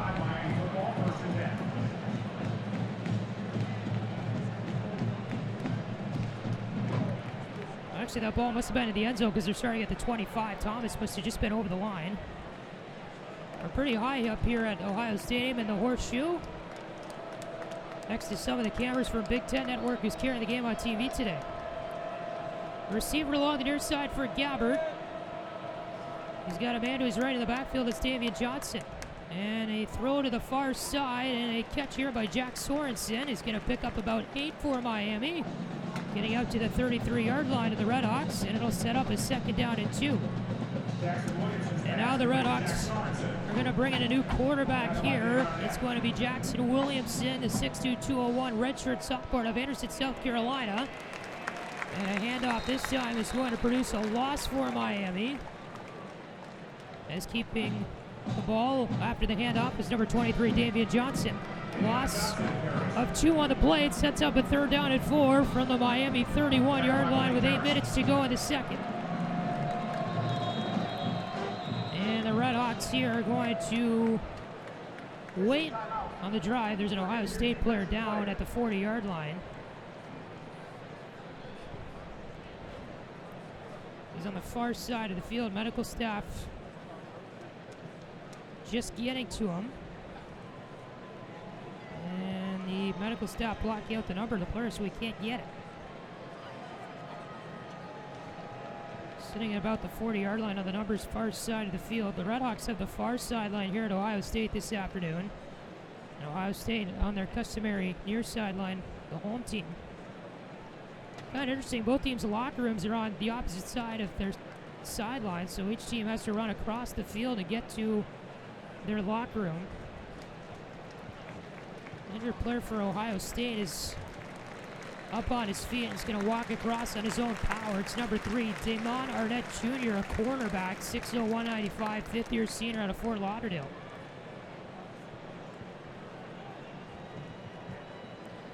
You mentioned that crossing, Patrick, and I'd imagine maybe pose some problems, towards the end of this season when we get towards that Michigan game for the Buckeyes, with the teams having to cross over each other. For sure. Definitely creates some problems. Back to the football game. 3rd and 4 with the ball on the 31. Williamson will keep and then pitch over to Thomas. This is a play that's worked, and Thomas gets a 1st down at the far sideline. Out of bounds right at the 35, which is what they needed. And the Chains will move here for a RedHawks first down. It's going to be their 9th in the game. Play gains to the 35. Miami football, 1st and 10. RedHawks get a good first down pickup there. Jackson Williamson in at quarterback again, and we don't know why Brett Gabbard is out. He doesn't appear to be injured. Probably just Chuck Martin wanting to change things up on offense and give Williamson a little bit of experience here in this crowd of 100,000 plus at Ohio Stadium. A run up the middle for Maurice Thomas will produce about 2 yards after a handoff on first down. Thomas getting up to about the 37-yard line of Miami.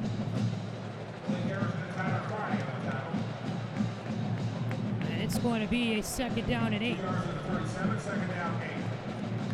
3 receivers right and 1 to the left here for Williamson. A man to his right of the backfield is with him. That's Thomas.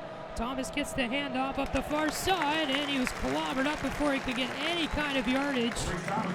It's going to back the RedHawks up 3 yards and set up a 3rd down and 10. Ball will be back on the 35-yard line. 3rd down 10.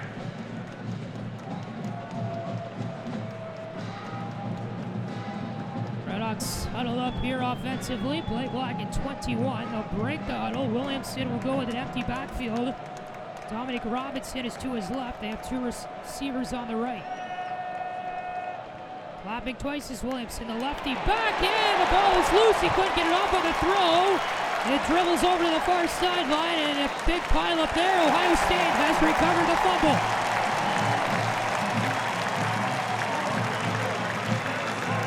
Harrison came away from the pile with a football. The 6'3", 245 linebacker out of Columbus in Walnut Ridge High School. And the Buckeyes, with their 2nd turnover of the game, will get the football here on the Miami 28-yard line. As Williamson, who had an empty backfield, he went back to pass it with his left hand, and as soon as he caught the arm back, the ball was knocked free and out of his hands by about 2 Ohio State players, and coming away with the football for the Buckeyes was Harrison. So Justin Fields resumes his position as quarterback for the Buckeyes. 2 receivers left and 1 to the right. And it's going to be Master Teague, the running back, who's positioned to his right. Fields play action at Teague, and a slant pass will hit the ground right at the feet of the intended target, Benjamin Victor, the senior out of Pompano Beach, Florida. Victor coming into this game this season had 11 receptions for 200 yards and 18.2 average per catch. Leads the team for Ohio State, at least coming into this game. And some of the catches today, those numbers may be adjusted a bit. Ohio State's put up some pretty big offensive catches. Big plays today. Fields plenty of time with an empty backfield. Throws it near side. Master Teague, plenty of room. Will get out of bounds. Shoved down at the 12-yard line. It's going to be a pickup of 16 for the Buckeyes. Master Teague puts him into the red zone with 5:49 to go in the second. 17-yard gain to the 11-yard line. They got down to the 11 officially. 2 receivers left, 1 to the right on a quick formation here from Fields. A little cross pattern here and handing it off to Teague, who held on to the football, trying to move toward the near side, but picked up no gain on the play. Actually, he's going to lose a couple on the play, so it's going to set up a 2nd down and 12 from the 13. You know, Teague's been pretty good on this drive. He had a touchdown last week in that game against Indiana. Couldn't get much on the end around there, but he's been, you know, the dominant guy on this drive. Fields will move to the far side after the snap. Fires one to the end zone and a wide open catch. Chris Olave for the touchdown for the Buckeyes.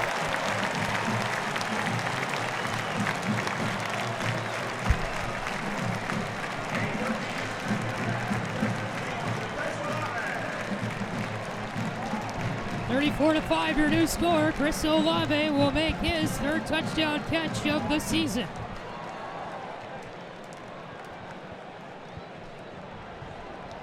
And Justin Fields is racking up the touchdowns and pass yards today. Blake Cobble attempted the extra point, Drew Chrisman holding. Bobby Lalonde for the PAT for the Buckeyes. Knocks it right through. He's 5 for 5 on the extra points today. Ohio State has scored 5 touchdowns. here in this first half, and 5:06 to go in the second quarter. Buckeyes now lead it by 30, 35-5 your score. For the Horseshoe in Columbus, the Buckeyes on top of the RedHawks. You're listening to Miami Football on Red Hawk Radio. We'll be back in just a moment.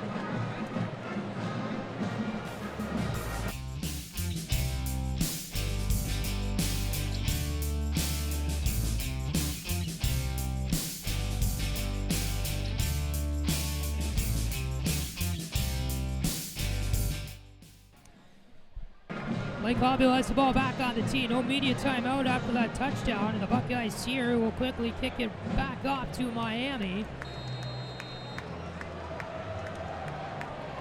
This crowd of 100,000 plus, mostly Buckeye fans, treated to pretty good win today. Or a team that is winning today, not a win yet. Reese Thomas going to fair catch this kick at the 9. And, we haven't seen Thomas really do anything on the kickoffs. Just seems like, the fair catch has just been a reflex off of that, ball coming off the tee. Sometimes looks like he doesn't even look for that Ohio State coverage. He just fair catches it and plays it safe, and he hasn't returned anything so far besides that free kick we saw earlier in the game after that Miami safety. Well, it might be a smart move because it gets the ball out to the 25. So Thomas gets a guaranteed ball out to the 25, just like a touchback if you make a fair catch. So he caught that at the 9. RedHawks start at the 25. Williamson back out his quarterback and hands it up the middle to a run here by Tyree Shelton. There's under 5 minutes to go here in this first half. 2nd and 8 on a pickup of 2. Shelton ran it up the left hash.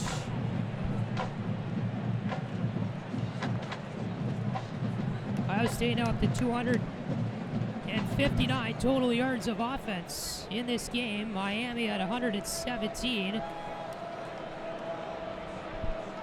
RedHawks lead the time of possession, though. They've had it for 14 minutes, 14 seconds. Ohio State just has the ball for 10 minutes, 40 seconds today. Thomas gets a handoff again from Williamson. He's going to lose a 1 yard on the second down run. Push back to the Miami 26-yard line.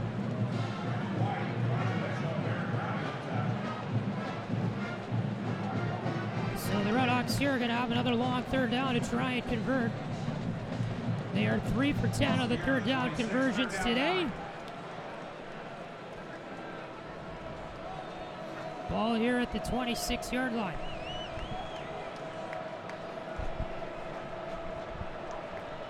Williamson will clap once, look over to the sideline. 3 receivers right on this formation, 1 to the left. Williamson takes the snap, hands it off. Thomas trying to get past the pile. Instead he went backwards, trying to go around it. And Ohio State read that pretty well and ate him up, pushed him back to the Miami 20 for a loss of 6. Thomas was trying to run right into a scrum of players, and then he tried to go around him on the left side, and Ohio State just kind of broke away and ate him up. Loss of a yard to the 25, 4th down 10. So forward progress will stop the play at the 25-yard line, sets up a 4th down and 10, and punt team on again for the RedHawks here. We're now 3 for 11 on the third downs today. Kyle Kramer will punt for Miami.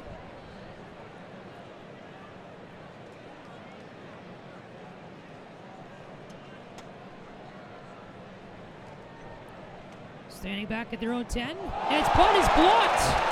It's in the air and now lands on the ground, and a red jersey surrounded, picked up at the 20 by Ohio State. They're going to just sit on it there.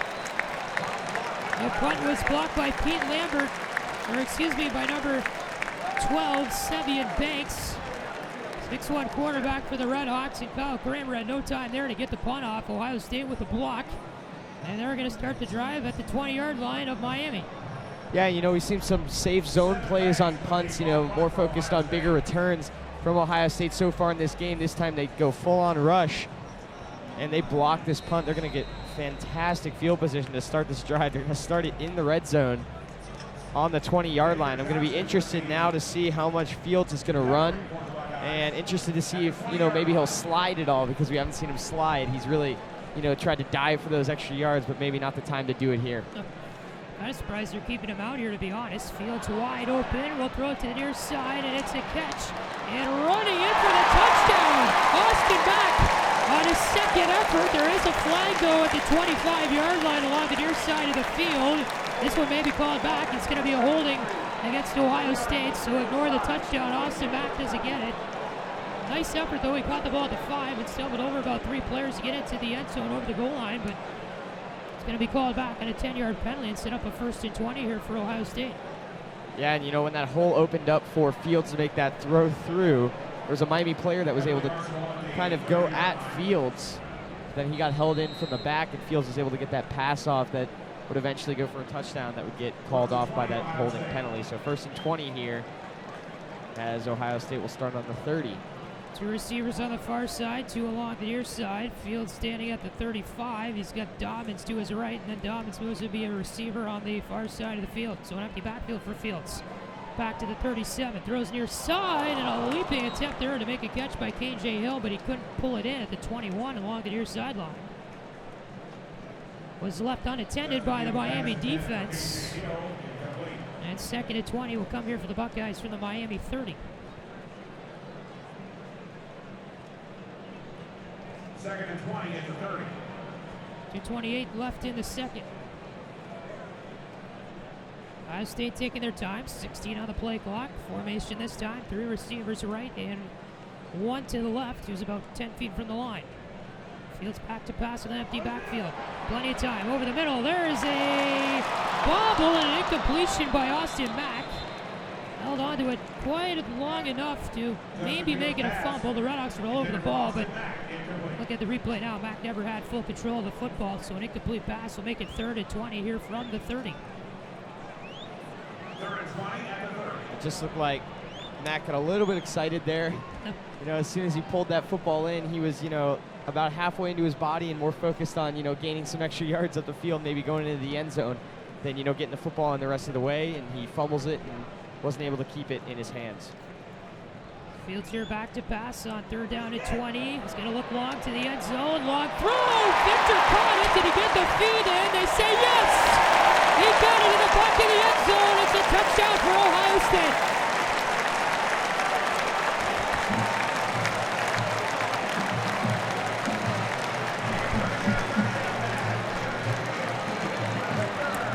That play just makes you say, wow. That's why they're the 6th-ranked team in the country, and that's why they have national championship banners up in the stadium. At the 30-yard line, just a precision strike from Fields to get it to the back of the end zone. Victor made the catch with no room at all, somehow getting 2 feet in. And Hobbill on for the PAT. Kicks it right through. 6 touchdowns in this half for Ohio State. The Buckeyes have earned 34 points in the second quarter alone, and they lead this game now by a score of 42-5 with 2:14 to go here in the second quarter. And Luke, that catch was pretty spectacular. Absolutely, it was just on the back of the back part of the end zone. He makes it, almost turned around. He was falling back into the back of the end zone. A really nice throw there by Justin Fields right into the breadbasket there. He was able to haul that one in. And Ohio State in for their 6th touchdown of the game. And now you got to think, the backups are going to start coming in for the Buckeyes on maybe this first defensive drive, and especially that next offensive drive, taking out some of your stars like Dobbins and Fields. 3-play, 20-yard drive. It lasted less than 30 seconds, 26 to be exact for Ohio State. The result was a touchdown. Kickoff from Hobbill was caught by Thomas in the end zone. He took a knee on it, and so the RedHawks will start this drive with the 25. They just haven't been able to get a first down here the past couple of drives. It's been that much defense from Ohio State, overwhelming for Miami. Absolutely, the Ohio State defense has really dominated on Miami. And, you saw in the last drive, Chuck Martin trying to switch things up, changing the quarterback, but, really didn't do much as that drive, ended in a turnover. And so, the RedHawks are, I think, a little bit confused at this point as to what they need to do to get something going here. So Williamson and company back out there for Miami. Williamson in trouble again. Did he lose the football? Yes. It's down on the ground. Who got it? There's a big pile up. And Ohio State has just recovered it again. comes in late.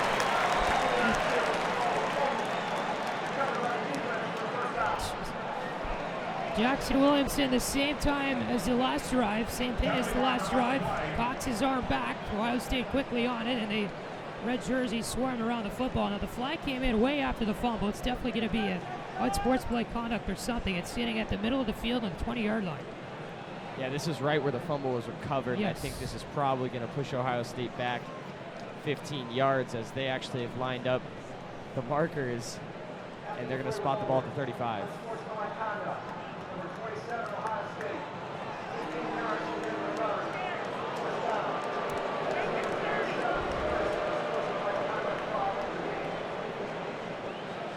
First unsportsmanlike conduct listed against number 27 on Ohio State, but I believe they got the wrong number. There's no 27 on their roster. And this shocks me, Patrick. Fields is still in the game. Yeah, and with Dobbins. Two guys that are competing against each other for the Heisman Trophy this year. And they are in the game with 2:06 to go in the first, up 42-5 against the team from the back. It's fun to watch him though. Fields back here at the 40. All the time in the world, he's going to fire one over the middle. Dobbins couldn't come up with a catch. The defense that time for Miami's number 21, Sterling Weatherford. The pass was a little bit too far to the right for Dobbins, who came in as a receiver there from the backfield. Couldn't make the catch around the 20. I think Miami's done a pretty good job, with the pressure on the quarterback so far in this game. But Fields has been so good at, getting out of the pocket or stepping up and making a throw and really escaping that pressure. And I think he's done a really fantastic job of that so far today. Two receivers left, one to the right here for Fields. Dobbins is the man to his right in the backfield. Fields back to the 41, looking toward the end zone, near side, and almost caught there by Austin Mack. He had his left arm out, but was just too far ahead of him. RedHawks on defense there was number 3, Mike Brown, the defensive back. And Austin Mack was looking to pull in touchdown catch number 2. Justin Fields 12 for 18, 197 yards today. 3 touchdowns in the air for Justin Fields. So the Buckeyes here have put themselves in a little hole. 3rd down and 10 from the Miami 33. Fields an empty backfield, 2 receivers right and 3 to the left. 7 to go on the play clock. He's looking over to the sideline. 4 to go now. Trying to move a man in motion, gets the ball off just in time. Fields back here, plenty of time. He's going to keep it at the 35. Marches forward to about the 26, and he's tackled short of the first down line. RedHawks, good job there, able to escape the receivers and focus on Fields, who had to keep. And it's going to be a 4th down and 3 here for the Buckeyes, and they're going to go for it. No huddle offense, 2 receivers to the right, 1 to the left. Fields has Dobbins in the backfield with him. Clapped once, and then he's going to go look back at the sideline while the RedHawks have 12 men on the field, and they're trying to get one off. A lot of miscommunication in the Miami defense right now. RedHawks going to have to call a timeout as number 2, Cecil Singleton, number 2, was about to exit the field for Miami. Then he came back. Then he was trying to exit again, and the defensive line was not focused at all on the play. So the RedHawks will use their second to last timeout, their second timeout here of the first half with 1:13 to go, and 4th and 3 about to come up here for Ohio State. Fields is targeted the end zone from the 25 to 26-ish yard line on every single play in this drive. Yeah, he's just going for the big play. I think that, he enjoys those big plays. He's not a guy, to sit back and, play it safe. We see that on his runs. He does not slide. He will try and run the defensive back, the linebacker over, regardless of if that guy is, 100 pounds heavier than he is. He will lower his shoulder and try and knock him over. So, definitely not a guy to play it safe, a risk taker here in Justin Fields. This crowd has remained at the game, and they still are loud. They want more points on the board, and Ohio State already up 42-5. Fields, empty backfield here, takes the snap, plenty of time. He's looking to pass, pointing all over the field, escapes a sack. Now a throw to the far side, and a catch is made. And tackled at the 10-yard line for Ohio State was the tight end, number 13, Rashad Berry. We're into the end zone with a first down. Ohio State at the 10. That was a fantastic job there to escape pressure there by Justin Fields. It looked as if Miami was going to have a sack. They had a guy, closing on him on each side, but he just ducks under it. Fields with the right hash, fires one cross field, and it's a catch for a touchdown.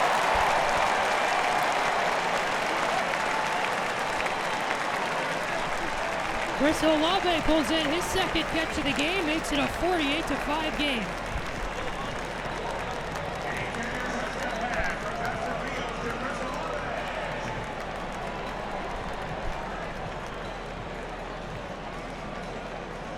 Chris Olave's fourth touchdown reception of the season with 53 seconds to go here in the second makes it a 43-point lead for the Buckeyes.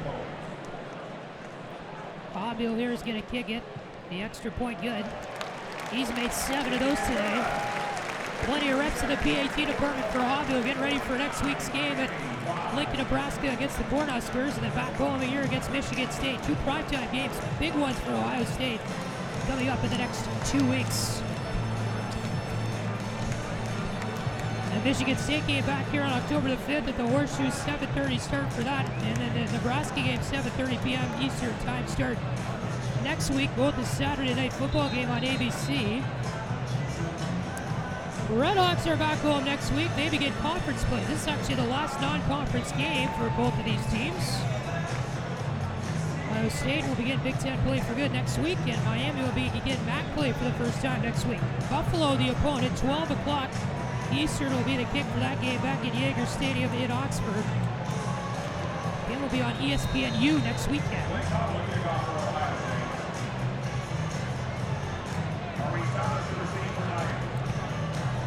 Blake Hobbill, kickoff for Ohio State. His foot has been used a lot today by the Buckeyes.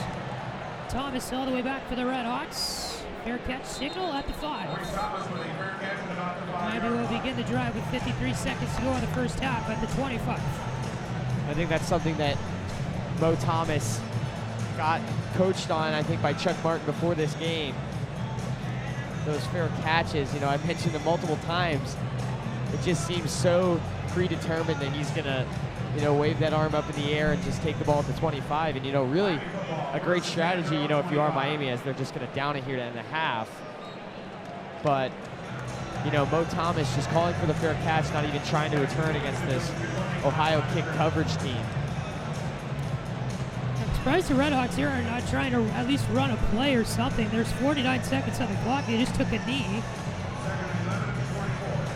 To me, you got to run the ball a little bit, get some plays going. It does seem a little odd that Martin would call, downing it if he has to down the ball twice. That seems a little bit odd as they're going to do it again here. The half's going to be over, but yeah, I think that they maybe could have run maybe one play there just to see, but I guess Martin did not want to take any risks there as the teams will head to the locker rooms.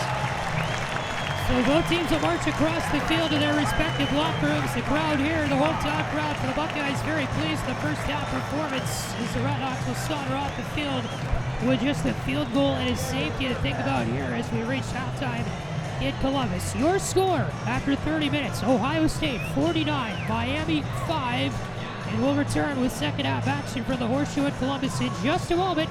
You're listening to Miami Football on Red Hawk Radio.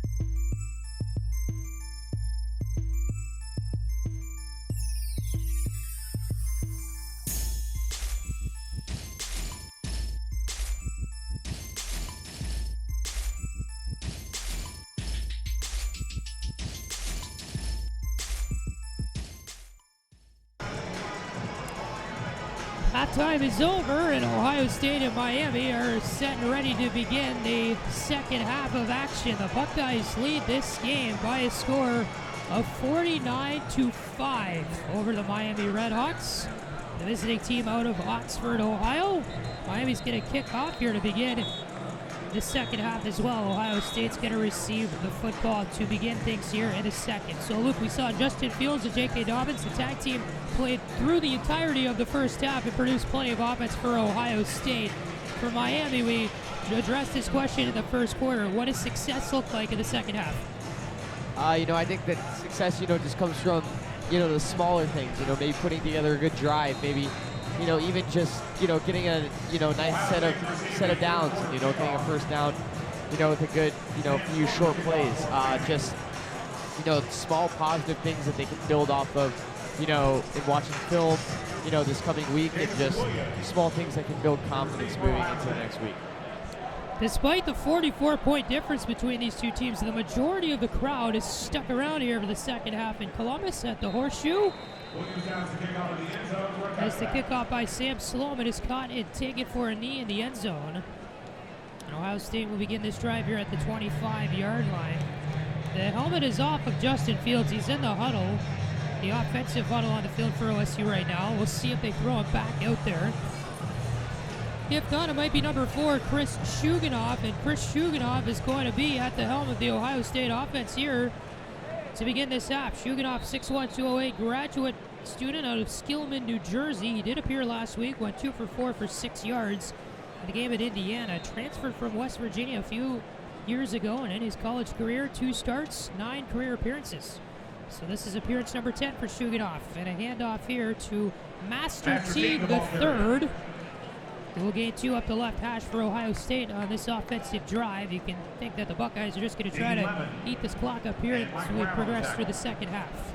Absolutely, no need to put up tons more points here. I'd imagine that there, maybe some points here for the Buckeyes, but no need to, try and match that first half and put up 49 more points and put your, players possibly at risk as we get a whistle here. Flag came in prior to the snap on 2nd and 8. False start on the Buckeyes will send them back 5. And so 2nd and 8 will turn into 2nd down and 13. Ball here will be at the 22-yard line. 2 receivers right, 1 to the left for the Buckeyes. Clap here for Shuganoff, throws to the near side, and it's a catch. And out the near end zone after a pretty nice gain is the wide receiver, number 5, Garrett Wilson. Going to pick up about 6 for OSU, making a 3rd down and 4, however. They got it up to the 31-yard line of the play. Game to the 31. A lot of the general crowd is stuck around here at Ohio State. The student section, though, has decreased about 50%. Still a fair amount of people, though, remain. It's pretty hot here on the side at Ohio Stadium this afternoon. Master Teague just dropped a pass. He tipped it with his right hand. It was out of his reach for Shuganoff on the near side. So Ohio State will begin the half with a 3-and-out with backup quarterback Shuganoff in there. So for Miami, chance here to respond to that. Down 49-5, 13:33 to go in the third quarter, and Ohio State about to punt. 4th and 4 from the 31. Drew Chrisman to punt. Drew Chrisman is going to punt today for Ohio State, rather. Averaged 42 yards last week. He's punted once today.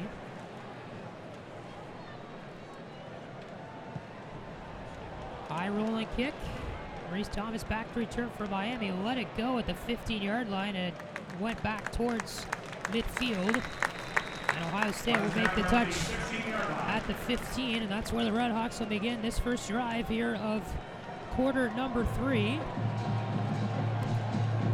Jackson Williamson played the second quarter. Brett Gatter played the first quarter. Both of them were pretty equal in the competing for the starting quarterback role at the beginning of the season, and so it looks like Chuck Martin is going to throw Gabbard out there again. I'm trying to sell him as actually Williamson, who will begin this second half for the RedHawks. So Williamson back out there. It's an I formation. He hands off to the man behind him and running up the gut to about the 20-yard line for Miami. Getting caught up in a pile is going to be Tyree Shelton, I believe. Zach Carr on the carry. Alex Williams on the tackle. So the ball on the 19-yard line for Second down 7. Miami, their own 19. Second down and 7 is going to come up after a gain of 3 on the run.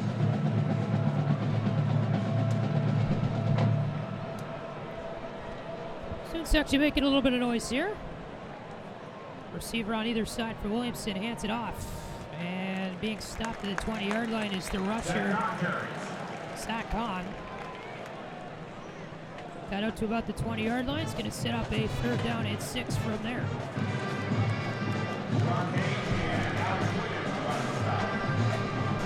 So an early 3rd down conversion here. Miami's going to have to pick up their 3 for 11 from 3rd down territory today. Converted their first 3 3rd downs, and then after that, they just didn't have any luck trying to get it over that first down line. 2 receivers left, 1 to the right here for Williamson, who claps once and claps twice, gets the ball. Left he throws to the far side of the field, and it's going to be incomplete. Off the left hand of the intended target for Miami, who was number 46, Andrew Homer, the tight end. Out of his reach, and this is going to set up 4th down and 6. Punt team comes on for Miami, who goes 3 and out, and both teams start the drives in the second half out 3 and out. See Kramer punt again for the RedHawks. We've seen him a lot today. Not super eventful first few drives of the second half. Just over 3 minutes gone. Kramer, a rolling punt. Fair caught, though, at the 36 by Warner, and he's going to come up the near sideline with plenty of room. Michael Warner at the 30, and Miami still can't get him down. He's going to be down to the 13-yard line.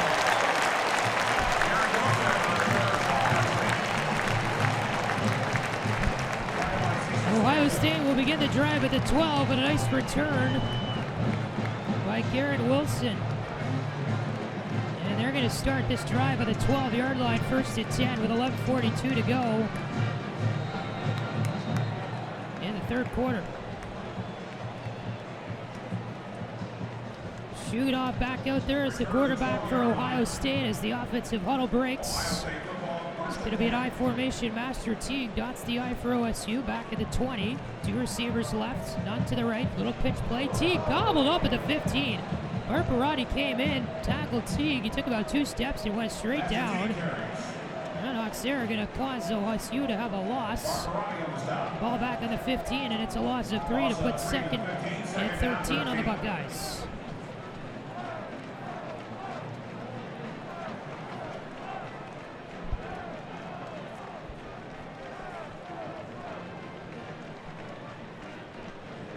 Play-action play here for Teague.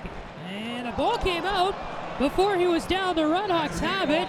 And let's see, the call is a fumble recovery for Miami. Master Teague got the handoff. And he was tackled at about the 16-yard line. The ball popped out loose, and the RedHawks were able to gobble it up. And turnover number 1 on the day for OSU proves favorable for Miami.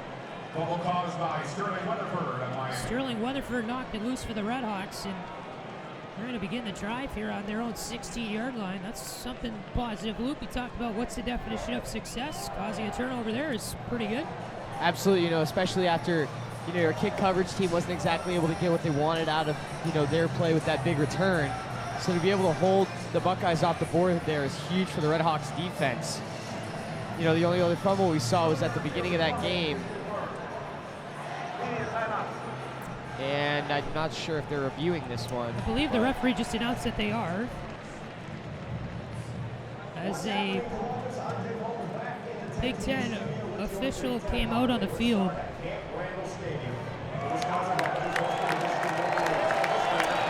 Well, they just started showing highlights of the Michigan game. And Currently, the referee has not gone over to the monitor yet to review, so I suppose that's not what it is. Kind of hard to hear the ref mic up here. As a local news anchor is delivering the highlights of the Michigan game on the video board right now. They played against the number 13 ranked Wisconsin Badgers today. 35-14 the final. Here's the crowd. Who likes to see a Michigan loss. The big game, they call it. Ohio State will visit Ann Arbor this year for the game against Michigan. It'll take place on November 30th in Ann Arbor at noon Eastern. And if Ohio State has got a fairly decent schedule moving forward in the season. At Nebraska next week, it'll be a tough atmosphere there, but they're expected to come away with a win. Back home against a tough Michigan State team, 7:30 Eastern on October 5th. They have an off week October 12th. They're at Northwestern. They host Wisconsin on October 26th. And then Maryland at Rutgers. They host Penn State. They go to Michigan. And then the Big Ten Championship game December 6th. So Big Ten schedule for Ohio State. We got a few tough games in there, but mostly pretty easy opponents for the Buckeyes. Yeah, the Big Ten's not an easy conference, and we've known that for a long time. Always competitive teams in there, and especially I think the Big Ten East was especially loaded after they had that kind of reshuffling of the division, switching from the old system, the leaders and the legends, to the Big Ten East and Big Ten West. And the Big Ten East really got loaded. They have Ohio State, Michigan State, Penn State. And they're in a really tough division, so to have to play those teams every year, it's definitely a tough schedule for Ohio State. All right, so the RedHawks offense is out on the field now after the fumble.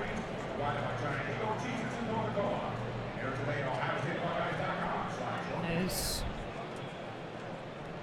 Jackson Williamson and company back out there for the RedHawks. Media timeout here. TV took a timeout, so we're waiting for that all to wrap up. Game today on Big Ten Network.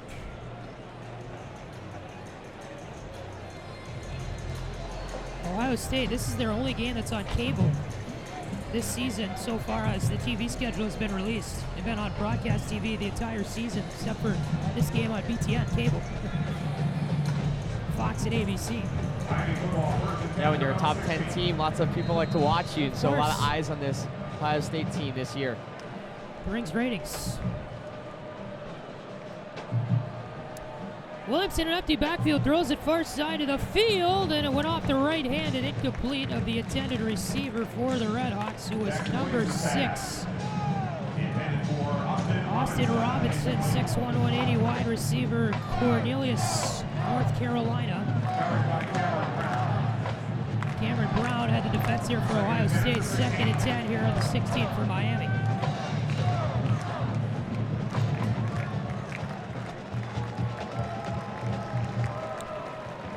Three receivers on the far side, one along the near side for Williamson, who will keep this one himself and pick up about 2 on the gain for a 3rd down and 8 play.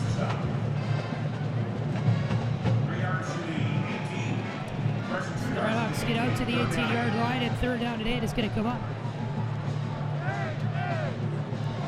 Again, Miami back home next week against Buffalo for a 12 o'clock kick at Yager Stadium. Then they have an off week. And then it's off to Kalamazoo to play the Broncos of Western Michigan October 12th. Up in the mid. Start time for that game to be announced. Williamson, 2 receivers right, 1 to the left. 1 man to his left in the backfield. It's going to be a little pitch play to the near side, and it's going to be Kahn, the ball carrier again, who gets out to the 23. Not enough for the 1st down. The RedHawks will face here about a 4th down and 5. Officially marked as a 4th and 4 with the ball on the RedHawk 22-yard line. And the punt team now will march out on the field from the far sideline for Miami.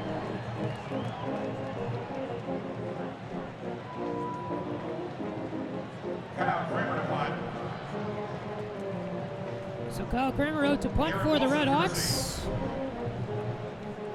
Give OSU the ball back with 9.5 to go in the 3rd quarter. High kick, fair catch signal is going to be made by the Ohio State player who is going to return it. It was Garrett Wilson, and then he got run into by one of his own men, so he couldn't make the catch. The ball went out to about the 38-yard line of Ohio State, and everybody came in to try to control it. Then a flag came in to complicate matters. Not Wilson sure. was standing at the 32.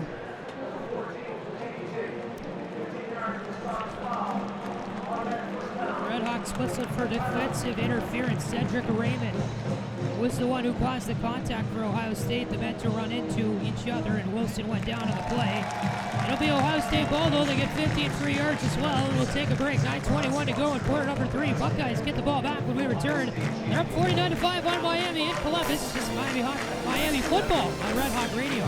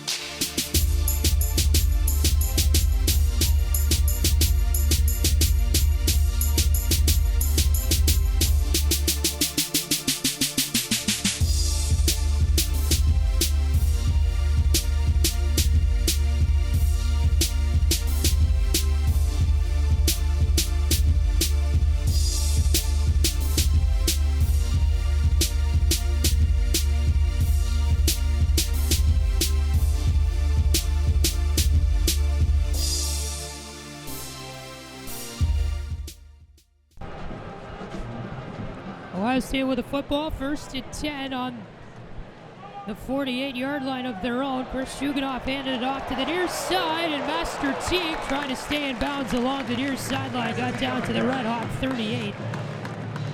They're into Miami territory here with 9:16 to go in the 3rd. 1st and 10 for the Buckeyes on the run by Teague. Patrick Geshan, Luke West Poley with you here from Columbus, Ohio Stadium. And we'll be with you next week at home against Buffalo in Oxford. Shuganoff going to air this one out far side, and it's going to be a catch! Touchdown, Ohio State! Garrett Wilson brought it in. The ball was thrown to the far corner of the end zone, the far back corner, and Charles Horn, who's had some great punt returns today, able to bring in the catch. He bobbled it about 5 times on his way to the ground. He was sitting on the ground, bobbling the football, brought it in, made the catch in the far back corner of the end zone. RedHawks had a defender on him, but he was nowhere in the area, and Charles Horn has just made this football game 55-5 game. And the referees will review this now.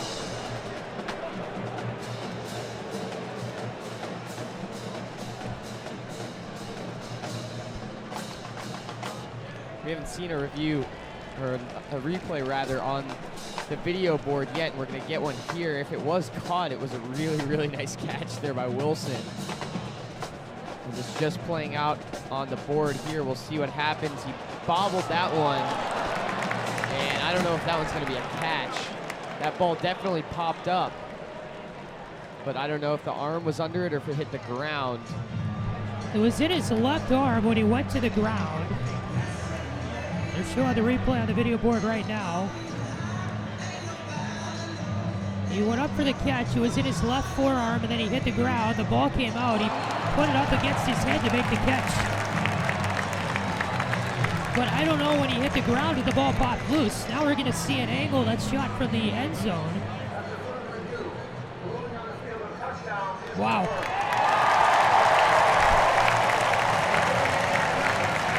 A 38-yard touchdown pass was complete by Garrett Wilson.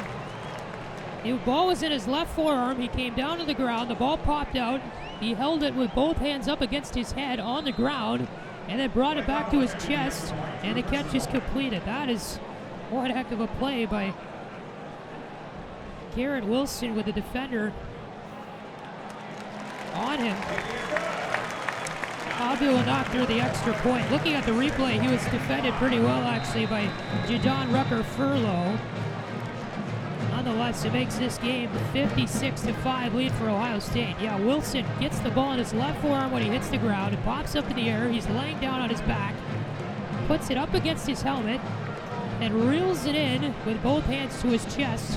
The catch is complete. We've seen some pretty athletic plays like that today, Luke. Absolutely, a really athletic receiver core for this Ohio State team. And that's a fantastic catch by Wilson. As we mentioned, the ball popped up and almost hit the ground as it went over his head, but he was able to hang on to that one. Really, really nice play there. And Ohio State now with a 51-point lead. 7-possession game now for the RedHawks. Well, everybody kind of expected it to maybe be like this at some point or another, but of course, Ohio State trying to go back to that college football playoff, currently ranked 6th in the country in this week's AP poll, and plays like that certainly give you a good chance to get there. So we'll remind you, next week the RedHawks home against Buffalo for football, 12 o'clock Eastern time. And then the hockey season gets underway October the 6th. It's a Sunday afternoon against Bowling Green. RedHawks will play their first home hockey game of the year and their first hockey game of the season that day, and that'll be on Red Hawk Radio as well. A couple of other games here, so we have next Saturday's game, then the following weekend comes the hockey game against Bowling Green. RedHawks have the game against Buffalo next week, then they're off, then they go to Kalamazoo and play Western Michigan. Crowd still sticking around here to watch the Ohio State Buckeyes play some more football. They're up 56-5. As we're in the midst of a timeout on the field right now.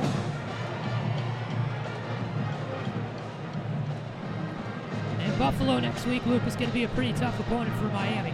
Absolutely, Buffalo always has a good program, especially last year, they had an NFL, quality quarterback on their team.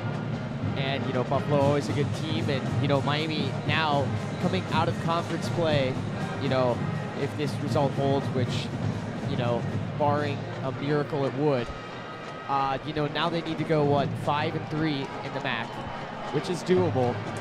But, in order to do that, you're going to need to, at some point pull off a win against a team like Buffalo that maybe, isn't as good as Ohio State necessarily, but it's definitely a team that's a solid opponent that's, supposed to beat you.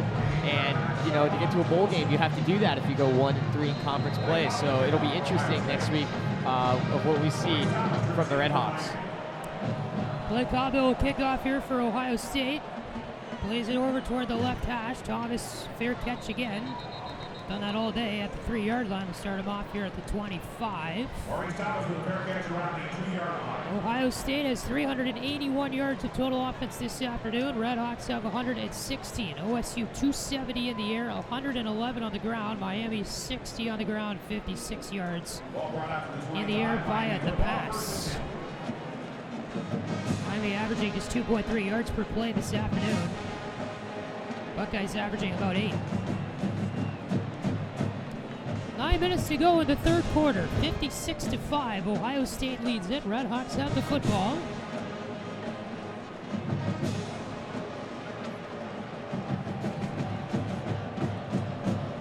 Williamson in as the quarterback again. He's got a man in the backfield to his right and a receiver on either side. Williamson here with his left arm will throw the football at the far side of the field. Reeled it for a catch for the RedHawks. Jackson Williams completing it to James May, number 19 in white for Miami, and it's going to be a pickup of about 4 yards. Second down at 6 on the pickup.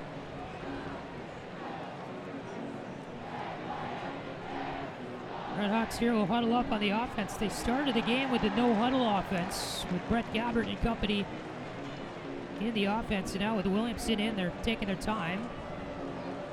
What's the rush?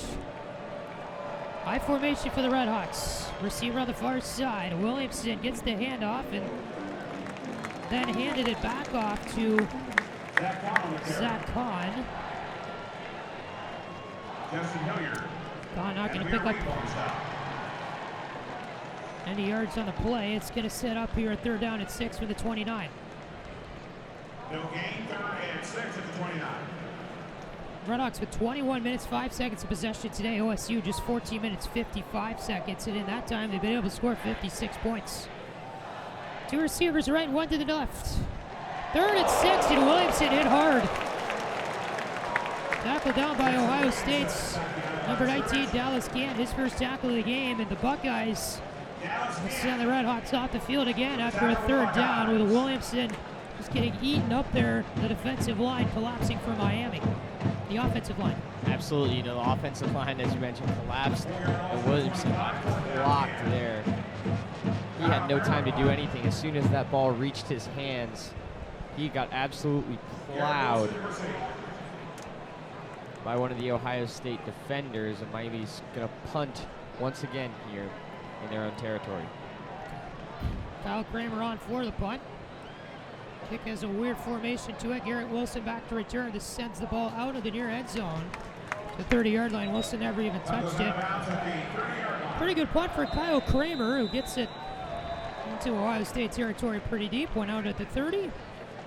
And we are going to take a timeout here from Columbus. Buckeyes lead this football game 56-5 over Miami. This is Miami football from Red Hawk Radio from the shoe in Columbus. Don't sweat the technique.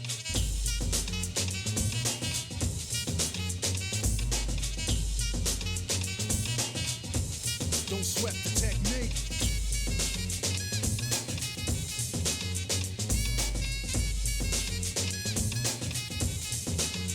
Let's trace the hits and check the file. Let's see who bit the dissect the style. I flip the script so they can't get filed. At least not now, it'll take a while. I change the pace to complete the beat.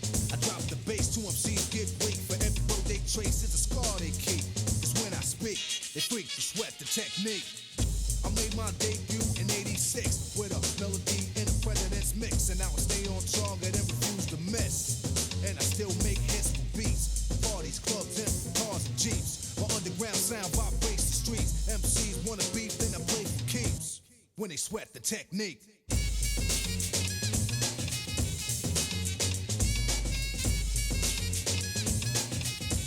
Don't sweat the technique.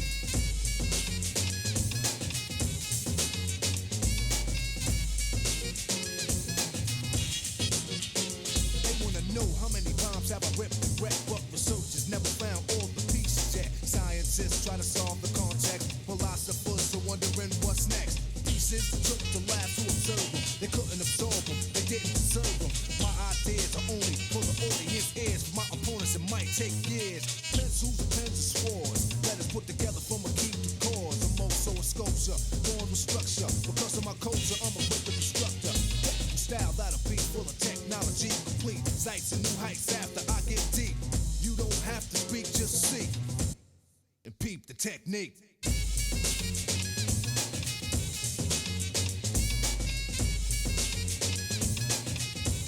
But don't sweat the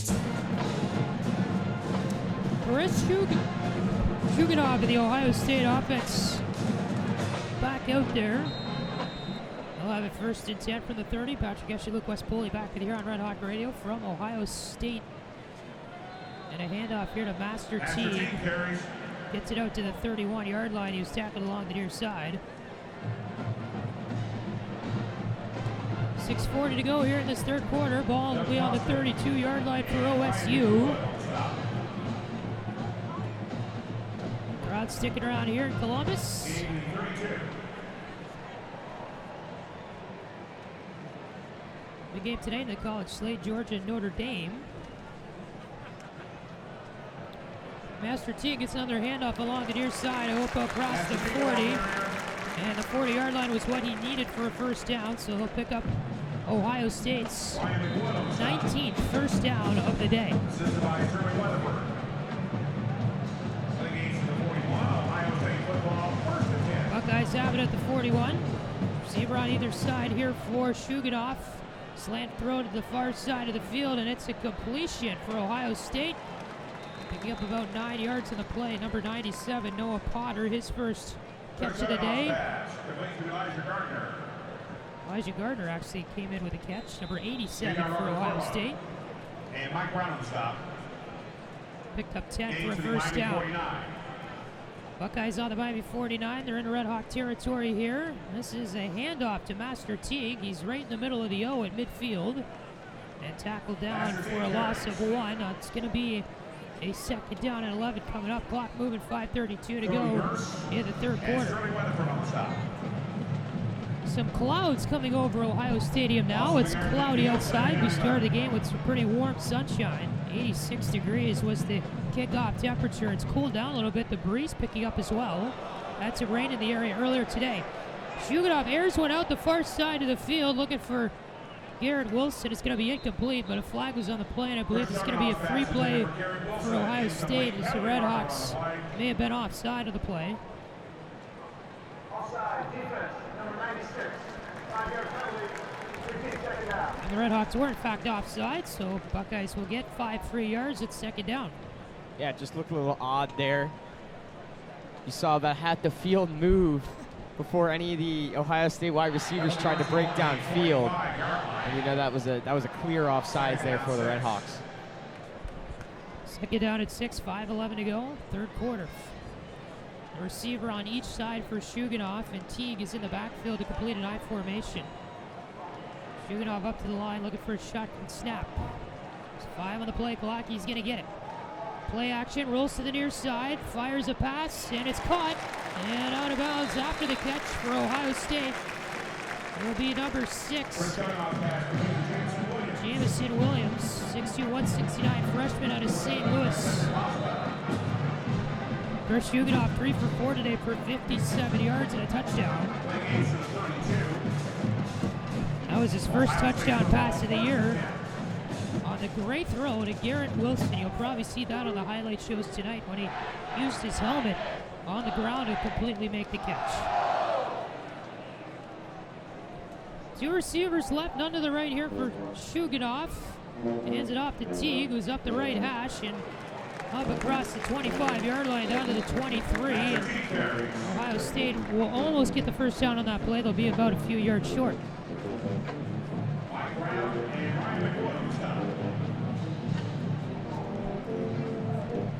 Wind starting to pick up a little bit here in Columbus.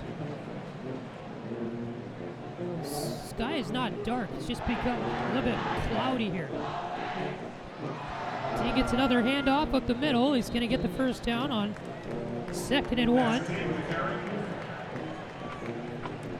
So 1st and 10 will be the new yardage down here for Ohio State.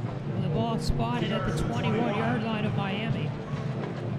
RedHawks still haven't gotten any points outside the first quarter today. They got a safety very early on and then a field goal on the first offensive drive and led the game 5-0 at one point. Then Ohio State just responded with 42 points in the second quarter plus a touchdown in the first quarter. Receiver on either side here. Shuganoff claps twice, gets the snap. Gonna fire a slant pass over to the far side, and it's brought in for what could be a first down. Number 81, Jake Hausman made a catch for Ohio State, and he's going to be about a yard short of the first down. 2nd and 1 on the slant play. 9 yards to the 12, 2nd down 1.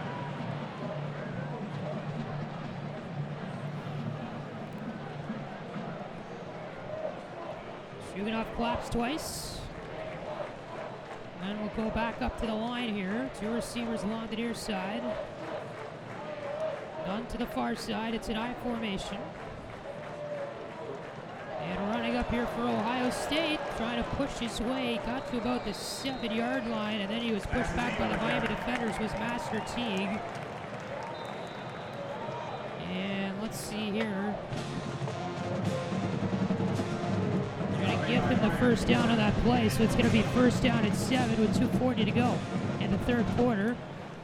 And they're on the 7, and it creates a first down and goal for the Buckeyes.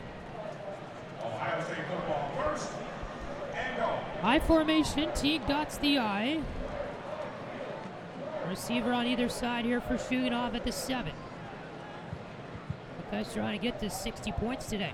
Shuganov rolls, empty backfield along the near side. There's a pass and a catch by Teague for the touchdown.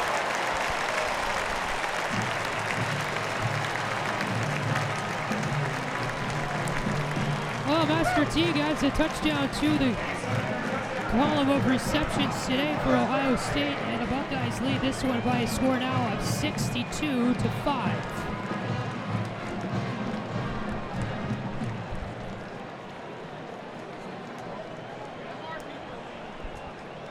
And Blake Halbill on for yet another extra point.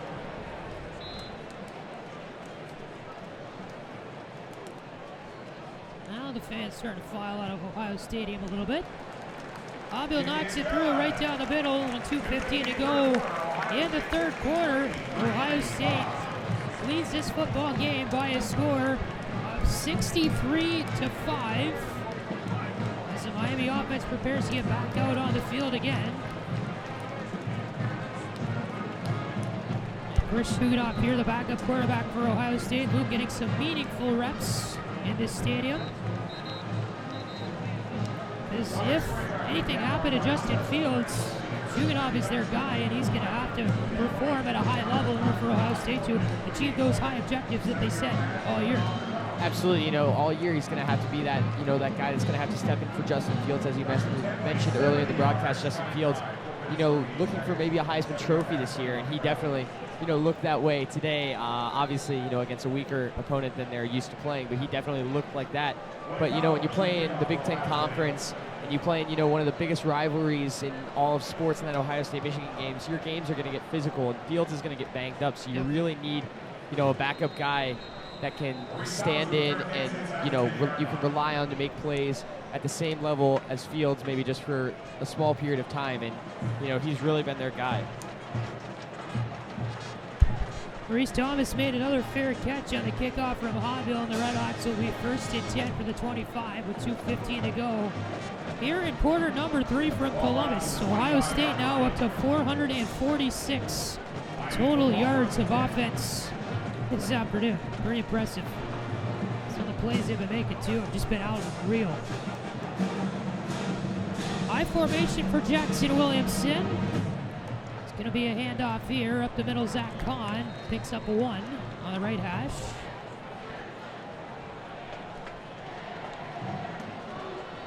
Zach Kahn on the carry. 160 total yards of offense today for Miami. 60 in the air, 56 on the rush. Only 4 penalties today for the RedHawks, grading for 50 yards. They still lead the time possession. Miami has had the football 23 minutes, 12 seconds. Ohio State, 19 minutes, 33 seconds. Starting to see the play clock wind down here for the RedHawks, and I think they're at the point now where they just want to get out of this. Williamson got the high snap, nothing to do with it. He got sacked by about 3 red jerseys who pounced on him right away. Third down and 11 now for the RedHawks, with the ball back on the 24-yard line. So Williamson on that play was set up for a pass, but he didn't have anybody to throw to. And as I mentioned, just before in that play before, I think the RedHawks are now at the point you're seeing the play clock, get down to those lower numbers, and I think they're at the point now you're in a, packed Coliseum with people screaming as they watch you, get your teeth kicked in by, a bigger opponent, and I think they're really just starting to kind of try and wind this down and, just let the bleeding stop. Williamson will air this one out to the near sideline, and it's incomplete. Good defense there by Ohio State, the intended target for Miami. was the wide receiver, number 19, James May, who would have made the catch at about the Ohio State 32-yard line. It was knocked free by the Buckeyes, and RedHawks trying to gamble there and air it out on a third down play, but now it's 4th and 11, and the RedHawks are forced to punt. You know, that was a really good throw there by Williamson. You know, May didn't really have to slow down or even turn around or anything. That really landed right in his hands. Might have been, you know, a hand in there on the Ohio State side, but definitely one that they're going to want back for Miami. As a penalty flag comes out before the play on Ohio State near the returner. Yeah, Garrett Wilson. They dropped 3 flags right at the feet of Garrett Wilson, who's the returner. Oh. 5-yard penalty, still 4th down. They had 12 players out on the field, Ohio State did.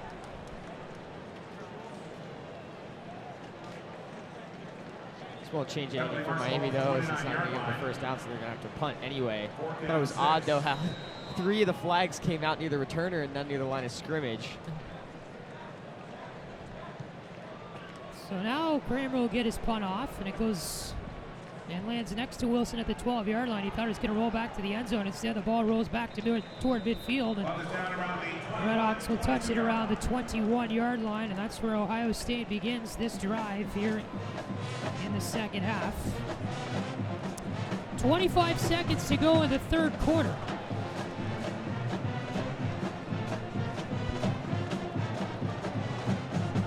Miami marching band able to travel here toward Columbus, providing some Miami pep band songs. Crowd of 100,000 plus at Ohio Stadium this afternoon. It got really loud in here. Buckeyes have a new quarterback, as this one is run up the middle here by number 22, Steel Chambers for Ohio State. Quarterback for OSU is number 12, Connor Hoke. Hoke is a 6'4", 206 junior out of Dublin, Ohio. He went to Dublin Kaufman High School. And that play is going to end all the festivities here in quarter number 3. So the Buckeyes adding more points in the third. They added 14 more to extend the lead, 63-5. The Buckeyes lead it here from Columbus. And we'll be back in a moment from the shoe for quarter number 4. You're listening to Miami Football on Red Hawk Radio.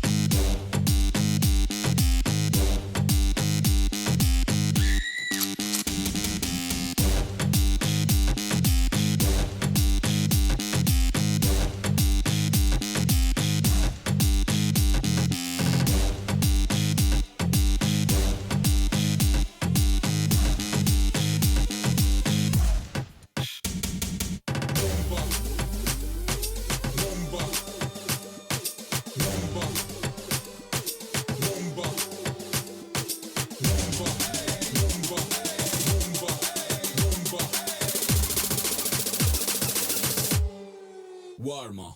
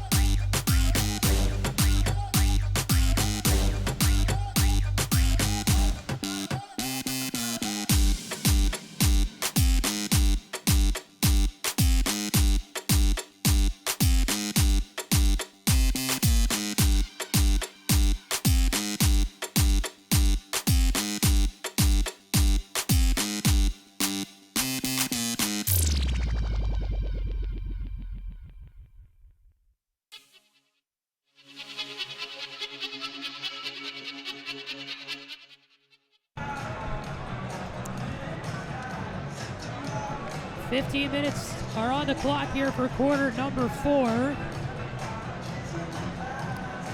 As they play the song the 21st night of September, and it sure is. Hang on, Sloopy, the Ohio State tradition was played between the quarters. They turn the lights on here at Ohio Stadium as well, with the cloud cover increasing more and more as we get towards sunset as well here in Columbus. So the lights are certainly helping the on-field action here.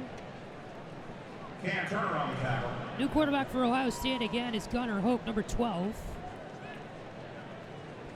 And Ohio State has a 3rd down and 1, and Hoke handed it off here to Master Teague, and he got down to about the 39 on actually a 1st and 10, so now it's going to be a pickup here of about 4 on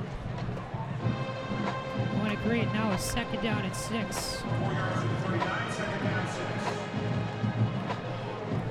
6. 2 receivers right, 1 to the left here for Hoke. Play action fake. It's a catch at the 50 by Jamison Williams, and he is gone. Down the far sideline for an Ohio State touchdown.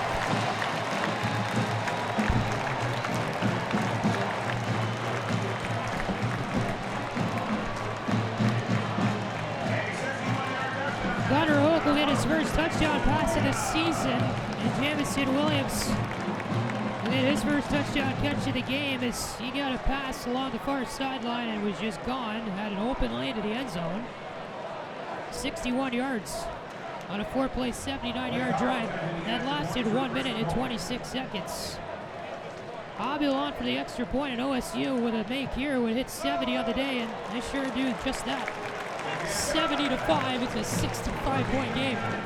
You mentioned that minute 26 on the time of possession for Ohio State. They've been very, very efficient here in their offensive possessions. You know, there was a point in this game where, you know, Miami was out-possessing them and they were up by, you know, 30, 40 points. I'm not sure if that's still the case just because of how large this lead is. And actually, looking down at our stats, it is. They have 5 minutes less possession than Miami, and they're up 65 points. It just shows the efficiency of this Ohio State offense. We've seen a little bit of a different thing than we've seen from Miami on offense, you know, obviously with having their backup quarterback, Jackson Williamson, in. Then, you know, they need to slow that offense down, but we've seen some, you know, hurry up earlier in the season from the RedHawks. We saw that in the early goings today, but, you know, as they work Williamson into the fold more and more, we begin to see, you know, less of that, and the play clock start to run down into those lower numbers.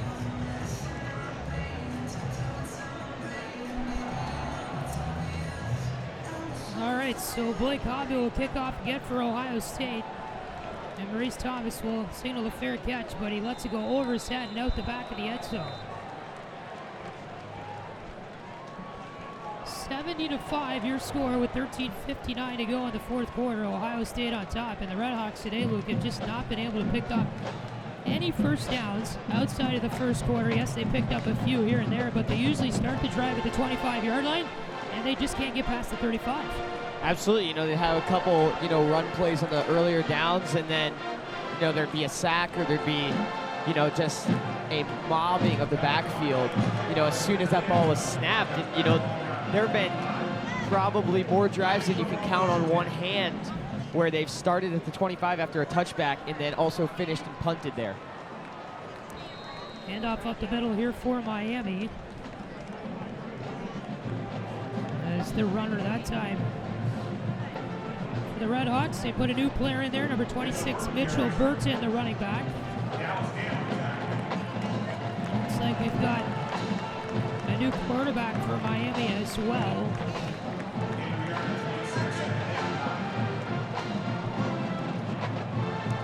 It's number 10, A.J. Mayer, 6'3", 226, redshirted freshman, went to Covington Catholic in Edgewood, Kentucky. A.J. Mayer was in contention for the starting spot as well. And it's really been a Gabbard and Williamson show for the RedHawks so far this season. Mayer hands off here on 2nd down and 9. RedHawks will pick up a 1 yard of the game from Mitchell Burton. And if you're Chuck Martin at the beginning here of this fourth quarter, why not throw out any quarterback or player deep in the depth chart you can? Just give them experience on a field like this and say, hey, I played a game at Ohio State and I ran a play in it. My name's in the box score. Absolutely, just get the guys in the lineup and, put them out on the field for a couple plays, and this will be great experience for the guys. And, man, that ROTC for Ohio State has been working hard in that left side end zone, doing all the push-ups after the Ohio State scores. Run up the middle here for Mitchell Burton again, gets the first down. Mitchell Burton, the ball carrier. On a 3rd down and 8, able to convert, gets up to the 36-yard line. Kayvon Pope and Dallas Gale on attack. 9 yards to the 36. Miami football, 1st and 10. Redhawks here going to get 1st and 10 action from the 36-yard line. Redhawks are not scheduled to play Ohio State. As we look out toward 2029, the games that have been released to the Redhawks schedule in each of those years up to 2029, Ohio State is not listed. Next Big Ten opponent Redhawks will play would be the 2021 season. They will visit Minnesota in the middle of September. A.J. Mayer was sacked there on the play on the 1st down and 10. So the Redhawks are going to lose about a yard on the play. So Mayer was keeping the ball.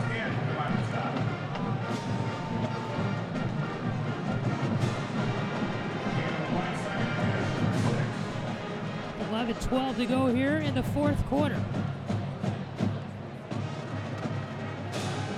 Redhawks in 2020 will visit Pittsburgh September 5th. They will host Cincinnati for the Battle of the Victory Bell. They will also host Army next year. Army will come to Yager Stadium. Of course, Patrick, I'm sure you remember that Army game from last year. Yeah. That was a wild one. That game in at West Point. Yep. That's been one of the defining games for the Chuck Martin tenure, that 2-point conversion fail in what I believe it was double, triple overtime, something like that, that cost the Redhawks the game. There have been a lot of games in Martin's era that have resulted in some wild endings that have usually not gone the way of the Redhawks. Only been bowl eligible twice in his tenure, the first time going 0-6 to start the year, and then finishing it off going 6-0 in their final 6 games in MAC play to become bowl eligible. Mayer's going to keep here on a 3rd down and 9 and run it up the middle for a gain of 2.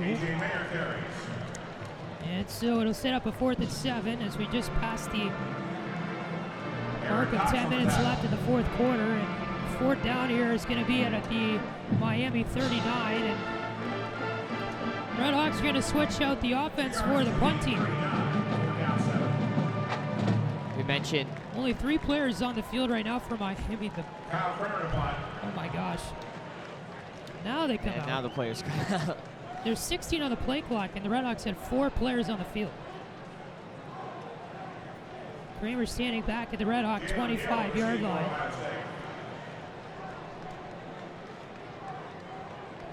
Jalen Keel back for the Buckeyes to receive it. End over end kick for Kramer. Keel going over to the far side. Fair catch made at the 23-yard line for the Buckeyes. 9:05 to go here in the 4th quarter. And I believe we're going to get a timeout. So we'll be back here to the Horseshoe in Columbus. Middle stages of the 4th quarter. Ohio State 70, Miami 5. This is Miami football on Red Hawk Radio.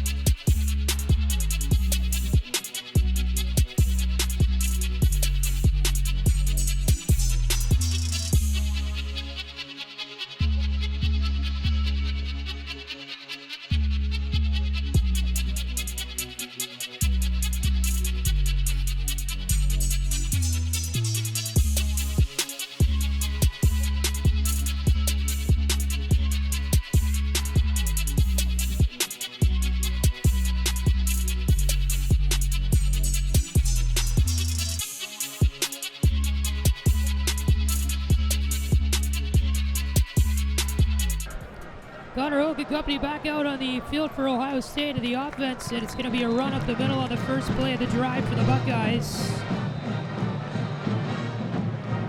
It's number 28 for Ohio State, the running back.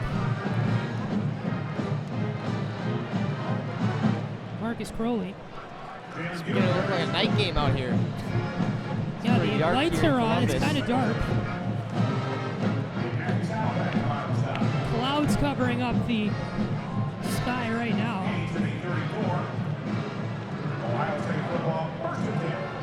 So it's almost like a night game. Two receivers left, one to the right here for Hoke, who hands off, and a run up the middle for Ohio State will produce about 3 yards. Marcus Crowley carrying it again. The wind started to pick up a little bit at Ohio Stadium, as most of the crowd now is kind of filed out with 8 minutes to go in the fourth quarter. And the wind is just really starting to pick up. There are flags that go around the horseshoe here that say Ohio State on them, and they are all blowing very violently right now. Could have a storm coming into the area. Two receivers right, one to the left here for Hoke. Claps once, gets the snap, hands it off. Crowley up the middle. Fights hard for a first down. He's able to pick up 7 on the play. He will move the chains here for the Buckeyes. The ball now on the Ohio State 44. It seems almost unbelievable now that this stadium was almost 100% full at the beginning of this game. Yeah. Of course, a huge blowout now, but fans making their way to the exits, and when all of them are out in this wave, say we have under 10% of the fans that began this game here still here now. Two receivers right, one to the left. Clapping is Hoke. It's a run up the middle for OSU. Marcus Crowley with the carry. Crowley got it again, up past the 50 down to the OSU, or the Miami 49 rather. They're in the Red Hawk territory now. Tackled by Nate Robinson. 7 yards to the Miami 49, second down. Well, there must be a storm coming because all of the fans are standing up. And now they're taking down some of the medical tents at the sidelines, so I guess we're expecting a little storm here. 6:23 to go in the fourth. Handoff here from Hook over to Crowley on a second down and 3 play, which is over the first down line. Actually, it was Steele Chambers who carried it, and 42-yard line now is the spot of the ball for Ohio State. And Nate Robinson on the tackle. Buckeyes pick up their 27th first down of the day.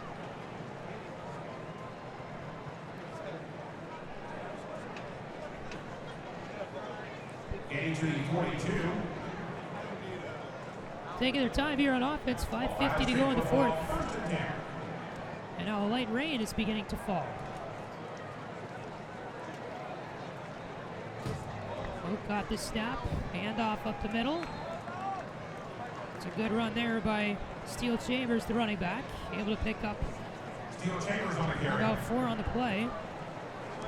Luckily, we are undercover here at Ohio Stadium, so we're staying dry, but the rest of the fans are not. All of them leaving their seats, but there's a select bunch in the student section that still is remaining rowdy. Group of about 100 people, bunching together, clapping and jumping around. Rain is significantly picked up. 2nd and 6 for Ohio State. 2 receivers left, 1 to the right. Handoff here. Steele rather, is going to push his way over the 30-yard line. He dodged about 5 tackles, 5 white jerseys, and he's out at the far sideline, the 25-yard line for Ohio State. 4:52 to go in the fourth.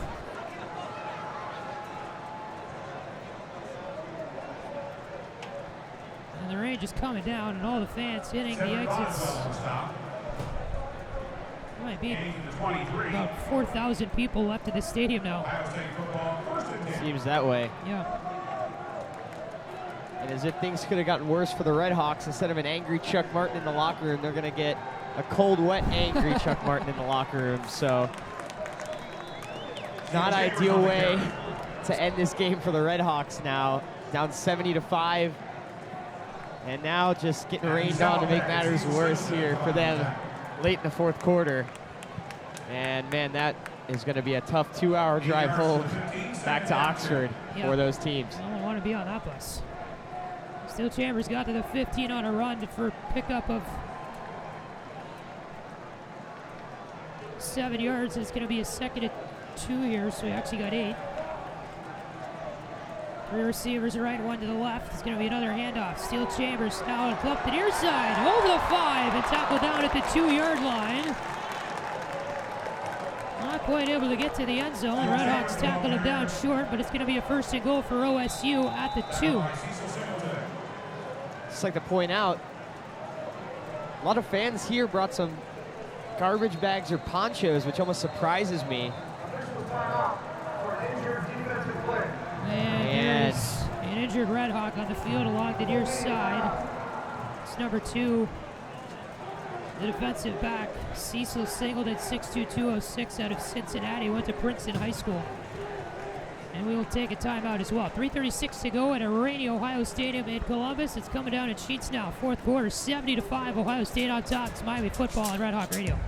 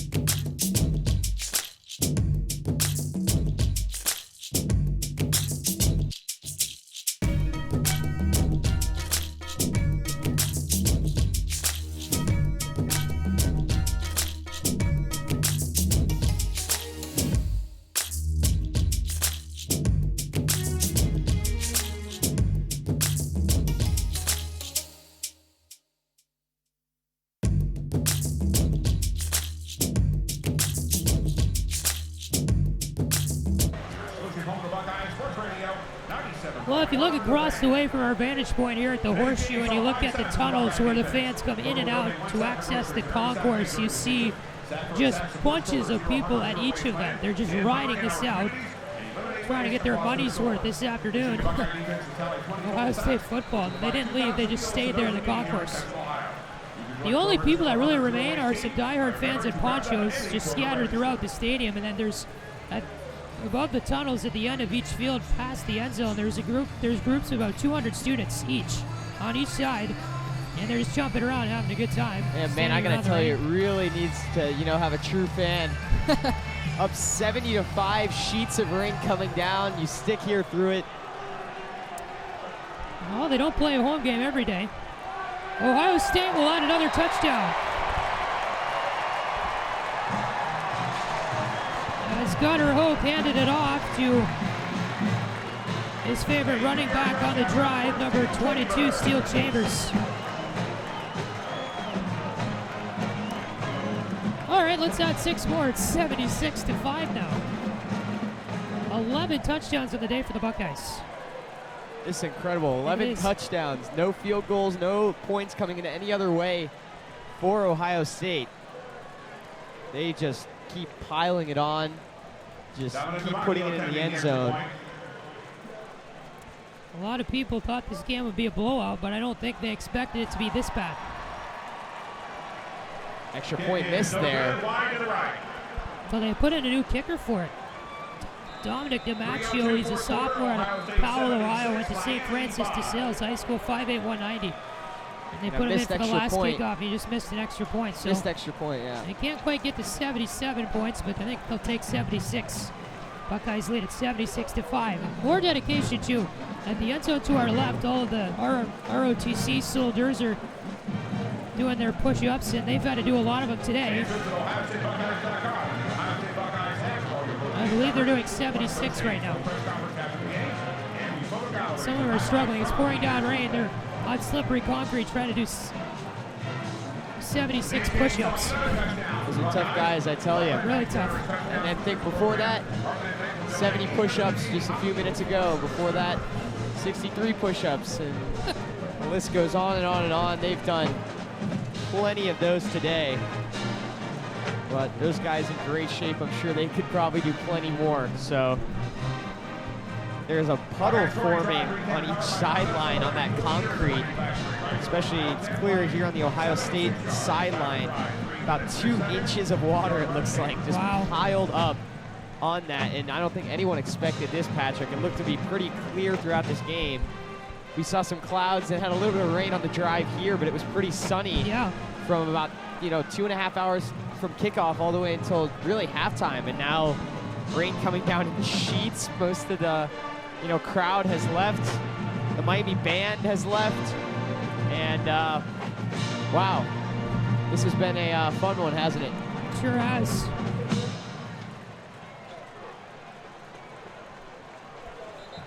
It's been a lot of fun.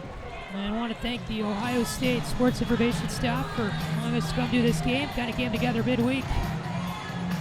They were very helpful and gracious to us all the way up to game day, helping us out with the logistics of getting here to Ohio Stadium, which, Luke, when we were driving here, we'll admit, it took about 50 minutes for us to get off the right exit and then navigate our way past all of the road blockages, all of the traffic, all of the streets, just to find the right parking garage. 50 minutes. Absolutely, yeah. We GPS didn't account for most of the road blockages, so took us a little while, but we got here on time. We got to get set up. We got to go on the field. It was a great experience, and we're really excited. Kickoff here for OSU. Thomas. They're caught it at the 14. 3:02 to go in this fourth quarter. Let's see if Miami does anything here. Because the fair catch was not caught, the ball be put in play where it was recovered. Okay. So Thomas never did catch it. He caught it on a bounce. And so they're going to start the drive instead of the 25 at the 13.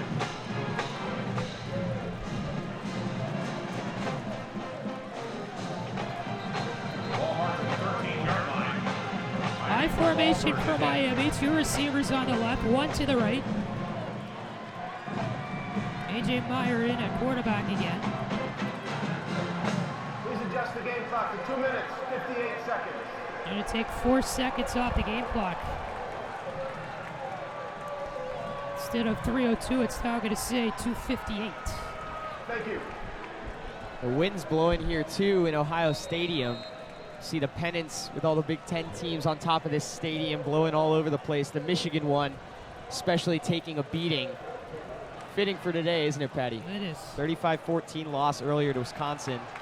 Got a lot of loud cheers every time the score was announced of Michigan losing at different points in the game. So Ohio State fans very happy to see Michigan lose today. And Miami fans, while they may not be happy with this result, are also happy to see Ohio University lose on this day. Suspended due to lightning in the area. All right. Referee just announcing the game temporarily suspended due to lightning in the area as there is an injured Miami player. The last play was a handoff. They ran it up the near side. It was Kahn who gained 1, 2nd and 9 with the ball on the 14-yard line.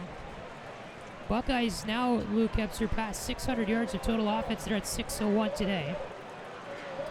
So the referee's marching over to Chuck Martin now to give him an explanation. There's 2 minutes and 40 seconds to go in this game. We're at the fourth quarter. It's 76-5. Ohio State leads it.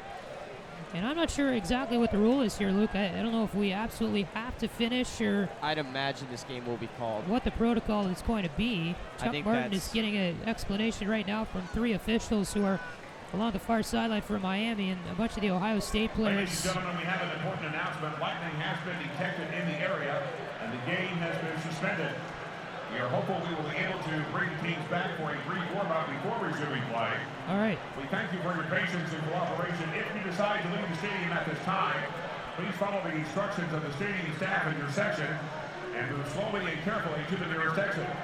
Your ticket will be honored if you choose to re-enter the stadium.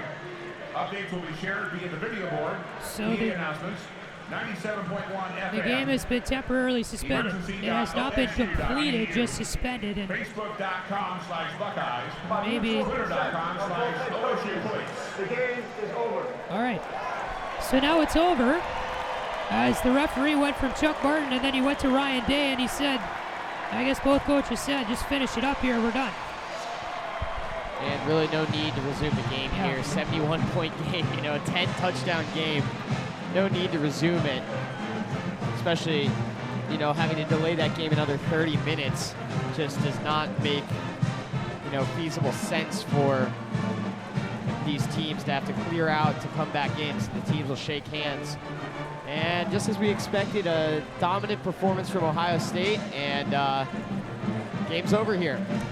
Yeah, so the PA announcer was in the middle of his what to do in an emergency situation read, and the referee got on the mic and said, by mutual consent, was the language he used, this game has been completed. So we went over to Chuck Martin, talked to him, and then Ryan Day probably said, let's just get out of here and get over with. We got to go to Nebraska next week. And so Ohio State will officially get the win here this afternoon at the Horseshoe by a score of 76-5 over the Miami RedHawks. And Luke, we look back on this game, we look back at this tumultuous week for Miami football. It comes out Chuck Martin's comments about Ohio State getting the first 85 picks, and that analogy he used about this game. He said, Buckeyes, it's really like you're going into recess and they get the first 85 picks. And it just kind of built. The momentum built and built and built in Ohio State and Miami, and everybody was just saying, why are we playing this game? It's just a blowout. And then the number came out, $1.3 million that Miami University is getting paid to play this game. And at the end of the day, 76-5. What do you make of the week? What do you make of this game here this afternoon? Well, it was an ugly loss for the RedHawks, to say the least. I mean, obviously, Chuck Martin can't be super happy, with the performance his team put on, but I'm not sure he could, expect more from a team playing the number 6 team in the country. Obviously frustrated to have lost, here and lost in this type of fashion. But I think, we thought from the beginning the RedHawks were going to lose this game. And, that they weren't able to keep this close, I think, is a fault that needs to be taken on every single person on the team. I think that this game could have definitely easily been, a 42-7 game had Miami led it. And I think they just let this game get away from them, which is something that we've seen a lot, from these teams, and something that really needs to be addressed, by Coach Martin and by the players, and, something that needs to be addressed, moving forward into MAC play if they really want to, get to where they've wanted, which is, bowl eligibility at the end of the season. It is a fact. So the non-conference schedule wraps up for both of these teams. Ohio State slides in a Big Ten play next week. Again, they visit Nebraska for a Saturday night game at 7:30 Eastern from Lincoln next week. Redhawks will be back in Oxford. They're going to take on the Buffalo Bulls. MAC conference play begins for the Redhawks, and the rest of the regular season is all MAC games for Miami. From here on out, we get into the nitty-gritty of the college football season, as today, the 21st night of September, and also the official first day of fall. And it's pretty exciting to get deeper here into the college football season. So here in Columbus from the Horseshoe, Luke, your final thoughts before everybody makes that 2-hour drive back to Oxford. Well, I think this is hopefully the end, for both of these teams of blowout season. I think that hopefully from here on out for both of these teams, we get to see a little bit more exciting football than what we saw today, especially in the later goings. I think that Ohio State looked fantastic today, barring, the first maybe 5-10 minutes of this game. Justin Fields obviously in the safety wasn't ideal, but other than that, they look fantastic. I think Miami just needs to look ahead to MAC play here and not really focus too much on what happened here because it was ugly. And I'm not sure there's much else that can be said about it other than that. So both teams will look ahead to their, conference play, and I think they're going to be excited to, start playing some more competitive football and, really start to get into what's fun in college football. It's true. So the RedHawks fall to 1-3 overall. Ohio State improves to 4-0 overall, and Ryan Day is now 7-0 in his tenure as the brief tenure as Ohio State head coach. And we'll head into the nitty-gritty of the season as well, trying to earn some wins for his football team. So Ohio State marches on to the Big Ten, and Miami marches on in the Mid-American Conference. So we'll wrap it up for us here and from Columbus today at the Horseshoe Ohio Stadium in Columbus. Sure has been a fun one to call. 76-5 Ohio State the winners today, and yeah, it was a blowout, Luke, for sure, and definitely was kind of something we expected coming in, but still was fun to take in this atmosphere and big-time college football, something you, to be quite frank, you don't get in Oxford or Miami University, so pretty fun to take all of this in today. So for Luke West Poley, the rest of our great Red Hawk radio crew back in Oxford, I'm Patrick Geshan. It's taken so long.